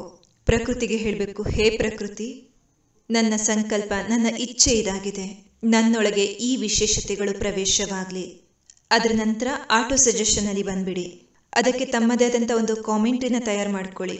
ನಡೀತಾ ಓಡಾಡ್ತಾ ಕಾಮೆಂಟ್ರಿ ಕೊಟ್ಕೊಳ್ಳಿ. ಒಂದಿನ ನಾನು ನಕ್ಕಿಲೇಖ ಹತ್ರ ತಿರುಗಾಡ್ಲಿಕ್ಕಾಗಿ ಹೋಗಿದ್ದೆ. ಆಗ ನಾನು ವಿಚಾರ ಮಾಡ್ತಿದ್ದೆ, ನಾನು ಇವತ್ತು ಯಾವ ರೀತಿ ಯೋಗ ಅಭ್ಯಾಸ ಮಾಡಲಿ ಅಂತ. ಆಗ ನಾನು ವಿಚಾರ ಮಾಡಿದೆ, ನಾನು ಈ ಪೂರ್ತಿ ನಕ್ಕಿಲೇಖ ಹತ್ರ ಅಥವಾ ನದಿ ಹತ್ರ ಅಲ್ಲ ತಿರುಗಾಡ್ತಿರೋದು, ನಾನು ಪೂರ್ತಿ ವಿಶ್ವದ ಮೇಲೆ ಹೆಜ್ಜೆ ಇಟ್ಕೊಂಡು ನಡೆದಾಡ್ತಾ ಇದ್ದೀನಿ, ತಿರುಗಾಡ್ತಿದ್ದೀನಿ ಅಂತ. ಹಾಗೆ ನಡೀತಾ ನಡೀತಾ ನೆಕ್ಸ್ಟ್ ಹೆಜ್ಜೆಯಲ್ಲಿ ಯುರೋಪ್ ಬಂದ್ಬಿಡ್ತು. ಅಲ್ಲಿ ನಿಂತ್ಕೊಂಡು ಯುರೋಪದ ಆತ್ಮಗಳಿಗೆ ಸಕಾಶ ಕೊಟ್ಟೆ. ಸ್ವಲ್ಪ ಮುಂದೆ ಹೋಗ್ತಿದ್ದಾಗಲೇ ಅಮೆರಿಕ ಬಂದ್ಬಿಡ್ತು. ಇನ್ನು ಸ್ವಲ್ಪ ಮುಂದೆ ಹೋದ್ರೆ ಸಮುದ್ರ ಬಂತು, ಆಮೇಲೆ ಆಫ್ರಿಕಾ ಬಂತು, ಆಮೇಲೆ ಏಷ್ಯಾ, ಆಸ್ಟ್ರೇಲಿಯಾ. ನಕ್ಕಿಲೇಖ ಹತ್ರ ತಿರುಗಾಡ್ತಿದ್ದಾಗಲೇ 5 ಖಂಡಗಳಿಗೆ ಸಕಾಶ ಕೊಟ್ಬಿಟ್ಟೆ. ಆಮೇಲೆ ಪಾಂಡವ ಭವನಕ್ಕೆ ಬಂದು ತಲುಪಿದೆ. ಅಂದ್ರೆ ಪ್ರತಿನಿತ್ಯ ಹೊಸ ಹೊಸ ಪ್ರಯೋಗವನ್ನ ಮಾಡಿ. ಇವತ್ತಿನ ಪುರುಷಾರ್ಥದಲ್ಲಿ ಏನು ಹೊಸತನವನ್ನ ತಂದ್ಕೊಂಡ್ಲಿ? ನಿನ್ನೆ ಮಾಡಿದ ಪ್ರಯೋಗ ನಾನಿವತ್ತು ಮಾಡಲಿಕ್ಕೆ ಸಾಧ್ಯ ಇಲ್ಲ, ಮಾಡಲಿಕ್ಕೆ ಬೇಡ. ನಿನ್ನೆ ಮಾಡಿರುವಂಥ ಯೋಗ ಪ್ರಯೋಗಗಳೆಲ್ಲ ಅಳಿಸೋಯ್ತು. ಇವತ್ತು ನನಗೆ ಆ ವೆರೈಟಿನೇ ಬೇಡ, ನಂಗೆ ಇವತ್ತು ಬೇರೆ ಐಟಮ್ ಬೇಕು. ಇವತ್ತು ತಾಜಾವಾಗಿರುವಂಥ ಪ್ರಯೋಗ ಮಾಡಬೇಕು. ಮತ್ತೆ ಈ ರೀತಿಯಾದಂಥ ಹೊಸ ಕ್ರಾಂತಿಕಾರಿ ವಿಚಾರಕ್ಕಾಗಿ ಜಬರ್ದಸ್ತ್ ಆಗಿರುವಂಥ ಏಕಾಂತತೆಯ ಅವಶ್ಯಕತೆ ಇದೆ. ಬಹಳಷ್ಟು ಏಕಾಂತತೆ ಬೇಕು, ಪ್ರಕೃತಿಯ ಸಾನ್ನಿಧ್ಯ ಬೇಕು. ಪ್ರಕೃತಿಯ ಸಾನ್ನಿಧ್ಯದಲ್ಲಿ ಕೂತ್ಕೊಳ್ಳಿ, 4 ಗಂಟೆ ಕೂತ್ಕೊಳ್ಳಿ. ಆಮೇಲೆ ನೋಡಿ ಏನು ಪರಿವರ್ತನೆ ಕಾಣುತ್ತೆ ಅಂತ. ಏಕಾಂತದಲ್ಲಿ ಹೊರಟೋಗಿ ಮಾತಾಡಿ, ನಿಮ್ಮ ಜೊತೆಗೆ ನೀವು ಪ್ರಕೃತಿಯ ಜೊತೆಗೆ, ಬಾಬನ್ ಜೊತೆಗೆ ಮಾತಾಡಿ. ಆಮೇಲೆ ಹೊಸ ವಿಚಾರ, ಹೊಸ ಸಂಕಲ್ಪಗಳು ಬರ್ಲಿಕ್ಕೆ ಶುರುವಾಗುತ್ತೆ. ಸ್ವಲ್ಪ ಎಕ್ಸಸೈಸ್ ಮಾಡಿ, ಹೊಸ ವಿಚಾರಗಳು ಬರ್ಲಿಕ್ಕೆ ಶುರುವಾಗುತ್ತೆ. ವಾಕಿಂಗ್ ಮಾಡಿ, ರನ್ನಿಂಗ್ ಮಾಡಿ, ಜಾಗಿಂಗ್ ಮಾಡಿ, ಹೊಸ ವಿಚಾರಗಳು ಬರ್ಲಿಕ್ಕೆ ಶುರುವಾಗುತ್ತೆ. ಏನ್ ಬೇಕಾದ್ರೆ ಮಾಡಿ, ಹೊಸದಾಗಿರೋದು ಮಾಡಿ. ಇವತ್ತಿನ ತನಕ ಏನು ಮಾಡಿರ್ಲಿಕ್ಕಿಲ್ಲ ಅದನ್ನ ಮಾಡಿ. ಇನ್ನೊಂದು ಪ್ರಯೋಗ ಮಾಡಿ. ಕೆಲವು ಎಕ್ಸಸೈಸ್ ಮಾಡಬೇಕಾದ್ರೆ ನಾಭಿಯಿಂದ ಶ್ವಾಸ ಬಂದು ಮೂಗಿಂದ ಹೊರ ಬರ್ತಿರೋ ಹಾಗೆ ಅನುಭವ ಮಾಡಿ. ಈಗ ಮತ್ತೆ ಶರೀರವನ್ನು ಸ್ವಲ್ಪ ಹಗುರವಾಗಿ ಬಿಟ್ಬಿಡಿ. ಬೆಲಿ ಬ್ರೀತಿ ಅಂತ ಹೇಳ್ತಾರೆ ಇದಕ್ಕೆ. ಉದರ ಶ್ವಾಸಂ ಅಂತ. ಉಸಿರು ಹೊಟ್ಟೆಯಿಂದ ಬಂದು ಮೂಗಿಂದ ಹೋಗ್ತಾ ಇದೆ. ಇದನ್ನ ಮಾಡ್ತಾ ಮಾಡ್ತಾ ತಮ್ಮ ಮನಸ್ಸಲ್ಲಿ ಸಂಕಲ್ಪ ಉತ್ಪತ್ತಿ ಮಾಡಿ, ನನ್ನ ಈ ಒಂದು ಕೆಟ್ಟ ಸಂಸ್ಕಾರ ಏನಿದೆ ಅದರಿಂದ ಇವತ್ತು ನನ್ನಿಂದ ಬಿಡುಗಡೆ ಆಗ್ತಾ ಇದೆ. ಆ ರೀತಿ ಸಂಕಲ್ಪ ಮಾಡ್ತಾ ಉಸಿರನ್ನ ಜೋರಾಗಿ ಬಿಟ್ಬಿಡ್ಬೇಕು ಹೊರಗಡೆ. ಮತ್ತದು ಭೂಮಿಯಲ್ಲಿ ಹೋಗಿ ಸಮಾವೇಶ ಆಗ್ಬಿಡ್ತಾ ಇದೆ. ಮತ್ತದಲ್ಲೇ ಭೂಮಿಯ ಶಾಖಕ್ಕೆ ಭಸ್ಮ ಆಗ್ಬಿಡ್ತಾ ಇದೆ. ಆ ವಿಕಾರ, ಆ ಬಲಹೀನತೆ ಏನಿತ್ತು ನನ್ನದು, ಆ ಸಂಕಲ್ಪವನ್ನ, ಆ ವಿಚಾರವನ್ನ ಉಸಿರು ತಗೊಳ್ತಾ ಇದ್ದಾಗಲೇ ಮಾಡಿಬಿಟ್ಟು ಮತ್ತೆ ಜೋರಾಗಿ ಒಂದು ಉಸಿರನ್ನ ಹೊರಬಿಟ್ಟು ಆ ವಿಕಲ್ಪಗಳನ್ನು, ವಿಕಾರಗಳನ್ನು ಅಥವಾ ಸಂಕಲ್ಪಗಳನ್ನು ಅಲ್ಲೇ ಭಸ್ಮ ಮಾಡಿಬಿಡಿ, ಹೊರ ಹಾಕ್ಬಿಟ್ಟು. ಮತ್ತೆ ಇನ್ನೊಂದ್ಸರಿ ಮಾಡ್ಬೇಕಾದ್ರೆ ಭೂಮಿಯಿಂದ ಒಂದು ಹೊಸ ಸಂಕಲ್ಪವನ್ನು ತಗೋಬೇಕು. ಅದು ಮತ್ತೆ ಮೂಗಿಂದ ಒಳಗೆ ಹೊಟ್ಟೆ ತನಕ ಹೋಗ್ತಾ ಇದೆ. ನಾಭಿನೇ ಮೇಲ್ ಹೋಗಿ ನಾಭಿನೇ ಕೆಳಗೆ ಬರಬೇಕು. ಶ್ವಾಸಕೋಶದಿಂದ ಉಸಿರನ್ನು ತಗೊಳ್ಳುವಂತಹದಲ್ಲ, ಹೊಟ್ಟೆಯಿಂದ ಉಸಿರನ್ನು ತಗೊಳ್ಳೋದು, ಹೊಟ್ಟೆಯಿಂದನೇ ಬಿಡುವಂಥದ್ದು. ಹೊಟ್ಟೆಯಿಂದ ಉಸಿರು ತಗೊಳ್ಳೋದು, ಹೊಟ್ಟೆ ಮೇಲೆ ಹೊಟ್ಟೆ ಕೆಳಗೆ. ಇಂಥ ಸಮಯದಲ್ಲಿ ನೀವು ಸಂಕಲ್ಪ ಮಾಡಬೇಕು, ನನಗೇನು ಬೇಕೋ ಆ ಗುಣಗಳು ನನ್ನೊಳಗೆ ಪ್ರವೇಶ ಮಾಡ್ತಿದೆ ಅಂತ. ಇದು ಸಹ ಒಂದು ಮೆಥಡ್ ಆಗಿದೆ. ಇದರ ಪ್ರಯೋಗ ಮಾಡ್ಬೋದು, ನಿಮ್ಮ ರೂಮಲ್ಲಿ ಮಾಡಿ ಅಥವಾ ಎಲ್ಲಾದರೂ ಮಾಡಿ. ಆದರೆ ಇದು ಸಹ ಒಂದು ಪ್ರಯೋಗ ಆಗಿದೆ. ಇನ್ನು 3ನೇ ಸ್ಟೆಪ್ಪಲ್ಲಿ ವಿಜುವಲೈಸೇಷನ್ ಮಾಡಿದ್ರಿ, 4th ಸ್ಟೆಪ್ನಲ್ಲಿ ಆಟೋ ಸಜೆಷನ್ ಮಾಡಿದ್ರಿ. ಈಗ ಜೋರಾಗಿ ಆರ್ಡರ್ ಮಾಡಿ. ನಿಮ್ಮದೇ ವಿಧಿಯಿಂದ ಆರ್ಡರ್ ಮಾಡಲಿಕ್ಕೆ ಚಾನ್ಸಸ್ ಇದೆ. ಹೇ ಪ್ರಕೃತಿ, ನನ್ನೊಳಗೆ ಈ ಶಕ್ತಿ ಪ್ರವೇಶ ಮಾಡ್ತಾ ಇದೆ. ಈ ಗುಣ, ಈ ಸಂಸ್ಕಾರ ನನ್ನೊಳಗೆ ನನ್ನಿಂದ ಮುಕ್ತಿಯನ್ನು ಪಡ್ಕೊಳ್ತಿಲ್ಲ ಅಥವಾ ನನಗೆ ಇದರಿಂದ ಮುಕ್ತಿ ಸಿಗ್ತಿಲ್ಲ. ಇವತ್ತು ಹೇ ಪ್ರಕೃತಿ, ನಾನು ನಿನಗೆ ಆರ್ಡರ್ ಮಾಡ್ತಾ ಇದ್ದೀನಿ. ಇವತ್ತು ನಾನು ಈ ವಸ್ತುವಿಂದ ಮುಕ್ತಿಯನ್ನು ಪಡ್ಕೊಳ್ತಾ ಇದ್ದೀನಿ. ಅಥವಾ ಯಾವುದಾದ್ರೂ ವಸ್ತುವಿನ ಪ್ರಾಪ್ತಿಗೋಸ್ಕರ ಹೇ ಪ್ರಕೃತಿ ಬನ್ನಿ, ನನಗೆ ಈ ವಸ್ತು ಇವತ್ತು ಲಭಿಸಲೇಬೇಕು ಅಂತ ಹೇಳಿಬಿಟ್ಟು, ನನಗೆ ನಿನ್ನ ಮೇಲೆ ಪೂರ್ತಿ ವಿಶ್ವಾಸ ಇದೆ, ಈ ವಸ್ತು ನನಗೆ ಲಭಿಸುತ್ತದೆ ಅಂತ. ಇಲ್ಲಿ ನಾವು ಒಂದು ವಸ್ತು ಮಾಡಬೇಕಾಗಿದೆ ಸಿಂಕ್ರೋಸಿಟಿ ಅಥವಾ ಸಿಂಕ್ರೋನಿಸಿಟಿ. ಇವತ್ತು ಅಂತಹ ಒಂದು ಘಟನೆಗಳು ಘಟಿಸುತ್ತೆ. ಏನು ಅಂದರೆ, ಇವತ್ತು ನಾನೇನು ವಿಚಾರ ಮಾಡಿದೆ ಅಲ್ಲ, ಅದಕ್ಕೆ ಸಂಬಂಧಿಸಿದಂಥ ಎಲ್ಲ ವಸ್ತುಗಳು ಕಾಣಿಸ್ಲಿಕ್ಕೆ ಶುರುವಾಗ್ಬಿಡುತ್ತೆ. ಒಬ್ಬ ಸೋದರಿ ಇದ್ರು, ಅವ್ರಿಗೆ ಅನುಭವ ಇತ್ತು. ಏನಂದರೆ, ಉಪವಾಸ ಮಾಡಿದ್ರು ಒಂದು ದಿವಸ. ಅವರು 3 ದಿನ, ಒಂದಿನ ಅಲ್ಲ 3 ದಿನ ಆರೆಂಜ್ ಫಾಸ್ಟಿಂಗ್ ಮಾಡಿದ್ರು. ಅಂದರೆ ಆರೆಂಜ್ ಜ್ಯೂಸ್ ಕುಡಿಯುವಂಥದ್ದು, 5 ಗ್ಲಾಸ್ ಜ್ಯೂಸ್ ಕುಡಿಯುವಂಥದ್ದು, ಮತ್ತೆ 1 ಬಾರಿ ನೀರು ಕುಡಿಯುವಂಥದ್ದು. ಇದರ ಎಕ್ಸ್ಪೆರಿಮೆಂಟ್ ಅವ್ರು ಮಾಡಿದ್ರು. ಫಸ್ಟ್ ದಿನ ತುಂಬ ಚೆನ್ನಾಗಿ ಅನ್ನಿಸ್ತು. ಬೆಳಗ್ಗೆ ಎದ್ದೆ, ಏನೇನೆಲ್ಲ ಮಾಡಿದೆ, ಇವತ್ತು ಬೆಳಗಿಂದ ಪೂರ್ತಿ ಆರೆಂಜ್ ಜ್ಯೂಸ್ ತಗೋಬೇಕು. ಯಾಕೆಂದರೆ ಆರೆಂಜ್ನಂತಹ ಫ್ರೂಟ್ಸ್ ಈ ಸಂಸಾರದಲ್ಲಿ ಯಾವುದೂ ಇಲ್ಲ. ತುಂಬ ಬೆಸ್ಟ್ ಆಗಿರುವಂಥದ್ದು ಮಾನೋ ಡಯಟಿಂಗ್ಗೋಸ್ಕರ. ಯಾರಿಗಾದರೂ ಮಾನೋ ಡಯಟಿಂಗ್ ಮಾಡೋದು ಅಂದರೆ ಅರ್ಥ ಕೇವಲ ಹೊಟ್ಟೆಗೆ ಒಂದೇ ಪ್ರಕಾರದ ಫಲವನ್ನು ತಿನ್ನುವಂತಹದ್ದು. ಯಾಕೆಂದರೆ the best combination is no combination. ಒಂದು ವೇಳೆ ನಮ್ಮ ದೇಹಕ್ಕೆ ಒಂದೇ ಪ್ರಕಾರದ ಭೋಜನವನ್ನ ಕೊಡ್ತಾ ಹೋದ್ರೆ ಬಹಳ ಚೆನ್ನಾಗಿ ಡೈಜೆಷನ್ ಆಗ್ತಾ ಹೋಗುತ್ತೆ. ಪೂರ್ತಿ ಕ್ಲೆನ್ಸಿಂಗ್, ಡಿಟಾಕ್ಸ್ ಎಲ್ಲ ಆಗ್ಬಿಡುತ್ತೆ. ಎಲ್ಲ ಟಾಕ್ಸಿನ್ಸ್ ಹೊರಟೋಗ್ಬಿಡುತ್ತೆ. ಎಮೋಷನಲ್ ಕ್ಲೆನ್ಸಿಂಗ್ ಆಗ್ತಿರುತ್ತೆ. ಒಳಗೆ ಮುಚ್ಚಿಡಲ್ಪಟ್ಟಿರುವಂತಹ, ಅದುಮಿಡಲ್ಪಟ್ಟಿರುವಂತಹ ಎಮೋಷನ್ಸ್ ಏನೆಲ್ಲ ಇರುತ್ತೆ, ಅವು ಉಪವಾಸದಿಂದ ನಮ್ಮೊಳಗೆ ಧಮಿಸಲ್ಪಟ್ಟಿರುವಂತಹ ಭಾವನೆಗಳೇನಿದೆ ಅದೆಲ್ಲ ಹೊರ ಬರ್ಲಿಕ್ಕೆ ಶುರುವಾಗುತ್ತೆ. ನಾವು ಅವತ್ತು ಭೋಜನದ ವಿಷಯದಲ್ಲಿ ಮಾತಾಡ್ಬೇಕಾದ್ರೆ ಭೋಜನವನ್ನ ಮಾಡುವಂತಹ 2ನೇ ಕಾರಣ ಆಗಿದೆ ಎಮೋಷನ್ಸ್. ನಮ್ಮ ಭೋಜನ ಎಮೋಷನ್ಸ್ ಜೊತೆಗೆ ಜೋಡಣೆ ಆಗಿದೆ. ನಮ್ಗೆ ಭೋಜನ ಸಿಗ್ಲಿಲ್ಲ ಅಂದ್ರೆ ಎಮೋಷನ್ಸ್ ಹೊರ ಬರ್ಲಿಕ್ಕೆ ಶುರುವಾಗುತ್ತೆ. ಆ ತಿರಸ್ಕಾರ, ಅಪವಿತ್ರತೆ, ಕಾಮವಿಕಾರ ಎಲ್ಲ ಹೊರ ಬರ್ಲಿಕ್ಕೆ ಶುರುವಾಗುತ್ತೆ. ಇಲ್ಲಿ ತನಕ ಒತ್ತಿಡಲ್ಪಟ್ಟಿರುವಂತಹ ಡಿಪ್ರೆಷನ್ಸ್ ಏನೆಲ್ಲ ಇತ್ತು, ನಾವು ಸೇವಿಸುವಂತಹ ಭೋಜನ ನಮ್ಮೊಳಗಿರುವಂತಹ ವಿಕಾರವನ್ನ, ಭಾವನೆಗಳನ್ನ ಅದುಮಿಟ್ಬಿಡುತ್ತೆ ಅಥವಾ ಮುಚ್ಚಿಟ್ಬಿಡುತ್ತೆ. ಅದು ನಮ್ಮನ್ನ ನಿರ್ವಿಕಾರಿಗಳನ್ನಾಗಿ ಮಾಡೋದ್ರಲ್ಲಿ ಒಂದು ಅಡೆತಡೆಯನ್ನ ಉಂಟು ಮಾಡಿಬಿಡುತ್ತೆ ಭೋಜನ ಅನ್ನುವಂಥದ್ದು. ಯಾವತ್ತು ನಾವು ಉಪವಾಸ ಮಾಡಿ ಅವೆಲ್ಲಗಳನ್ನ ಹೊರಗೆ ಹಾಕ್ಬಿಡ್ತೇವೆ, ಆಗ ಒಂದೊಂದು ಇಮೋಷನ್ಸ್ ಹೊರ ಬರ್ಲಿಕ್ಕೆ ಶುರುವಾಗುತ್ತೆ. ಈ ಸೋದರಿ ಏನಿದ್ರಲ್ಲ, ಇವರು ಆರೆಂಜ್ ಫಾಸ್ಟಿಂಗ್ ಮಾಡಿದ್ರು. ಇವತ್ತು ಎನರ್ಜೆಟಿಕ್ ಆಗಿದ್ದೀನಿ, ನಾನು ಅರ್ಧ ಗಂಟೆ ವರ್ಕೌಟ್ ಮಾಡಿದೆ, ಅರ್ಧ ಗಂಟೆ ಮಗುನ ತಿರ್ಗಾಡ್ಸ್ಕೊಂಡು ಬಂದೆ, ಮತ್ತೆ ಎಕ್ಸರ್ಸೈಸ್ ಮಾಡಿದೆ, ಅಡಿಗೆ ಮಾಡಿದೆ. ಫಸ್ಟ್ ಡೇ ತುಂಬಾ ಚೆನ್ನಾಗಾಯ್ತು ಅಂತ ತಮ್ಮ ಎಕ್ಸ್ಪೀರಿಯನ್ಸ್ ಬರ್ದಿದ್ದಾರೆ. 2ನೇ ದಿನ ಆಯ್ತು, 3ನೇ ದಿನ ಆಯ್ತು. ಮತ್ತೆ ಅವ್ರು ಅನ್ಕೊಂಡ್ರು ನಾನು ಇನ್ನೂ ಸ್ವಲ್ಪ ದಿನ ಇದನ್ನ ಮಾಡ್ಬೇಕು ಅಂತ. ಅದನ್ನ ದಿನ ಹೆಚ್ಚು ಮಾಡ್ತಾ ಹೋದ್ರು. ಒಂದಿನ ಸ್ವಲ್ಪ ಸುಸ್ತಾಗ್ಬಿಟ್ರು. ಎನರ್ಜೆಟಿಕ್ ಆಗಿ ಇದ್ರು, ಆದ್ರೆ ಆ ದಿನ ಅಂತೆಂಥ ಘಟನೆಗಳು ಘಟಿಸ್ತು ಅವ್ರ ಜೊತೆಗೆ. ಒಂದ್ ಅಂಗಡಿಗೆ ಹೋದ್ರು. ಅವರು ಅಲ್ಲಿ ನೋಡಿದ್ರೆ ಬಹಳ ದೊಡ್ಡದಾದಂತ ಆರೆಂಜ್ ನ ಚಿತ್ರ ಬಿಡಿಸಲಾಗಿತ್ತು. ಅವ್ರು ಅನ್ಕೊಂಡ್ರು, ನೋಡು ಭಗವಂತ ನನ್ನ ಮಾತನ್ನು ಕೇಳಿಸ್ಕೊಂಡ್ಬಿಟ್ರು. ಅವತ್ತೇ ಅವ್ರ ಮನೆಯಲ್ಲಿದ್ದಂತ ಆರೆಂಜ್ ಖತಮ್ ಆಗ್ಬಿಟ್ಟಿತ್ತು, ಸಮಾಪ್ತಿ ಆಗ್ಬಿಟ್ಟಿದ್ರೆ ಖಾಲಿಯಾಗಿತ್ತು. ಆವಾಗ್ಲೇ ಅವ್ರ ಫ್ರೆಂಡ್ ಬಂದ್ರು, ಆರೆಂಜ್ ಡಬ್ಬದಲ್ಲಿ ತುಂಬಿಸ್ಕೊಂಡು ತಗೊಂಡ್ ಬಂದ್ರು. ಅವ್ರಿಗನ್ನಿಸ್ತು, ಆಹಾ ಮತ್ತೇನು ಆರೆಂಜ್, ವಾವ್, ಬಹಳ ಖುಷಿಯಾಗ್ಬಿಟ್ರು. ಮತ್ತೆ ಕಂಪ್ಯೂಟರ್ ಓಪನ್ ಮಾಡಿದ್ರೆ ಒಂದು ಆಡ್ ಬಂತು, ಅದರಲ್ಲೂ ಸಹ ಆರೆಂಜ್ ಇತ್ತು. ಏನೇನೆಲ್ಲ ದಿನ ಪೂರ್ತಿಯಲ್ಲಿ ಘಟಿಸ್ತಾ ಹೋಯ್ತು ಅದು ಆರೆಂಜ್ನ ಜೊತೆಗೆ ಕನೆಕ್ಟೆಡ್ ಆಗಿತ್ತು. ಒಂದು ಬಲೂನ್ ಮುಂದೆ ಎದುರುಗಡೆ ಕಾಣಿಸ್ತಿತ್ತು, ಅದು ಆರೆಂಜ್ನ ಕಲರ್ಡ್ ಆಗಿತ್ತು. ಅವ್ರು ಹೇಳಿದ್ರು, ಇವತ್ತು ಎಲ್ಲ ವಸ್ತು ಆರೆಂಜ್ ಅಲ್ಲೇ ಕಾಣಿಸ್ತಾ ಇದೆ, ಅದೇ ಕಲರು, ಅದೇ ಶೇಪು. ಅಂದ್ರೆ ಸಿಂಕ್ರೋನಿಸಿಟಿ. ಜೀವನದಲ್ಲಿ ಏನೆಲ್ಲ ಘಟಿಸುತ್ತೆ ಅದ್ರ ಜೊತೆಗೆ ಜೋಡಣೆ ಮಾಡ್ತಾ ಹೋಗ್ಬೇಕಾಗತ್ತೆ. ನೋಡಿದ್ಯಾ, ಇವತ್ತು ನಾನು ಸಂಕಲ್ಪ ಮಾಡಿದ್ದೆಲ್ವಾ ಇದಾಗುತ್ತೆ ಅಂತ, ನೋಡಿ ಇದಾಗ್ಬಿಡ್ತು.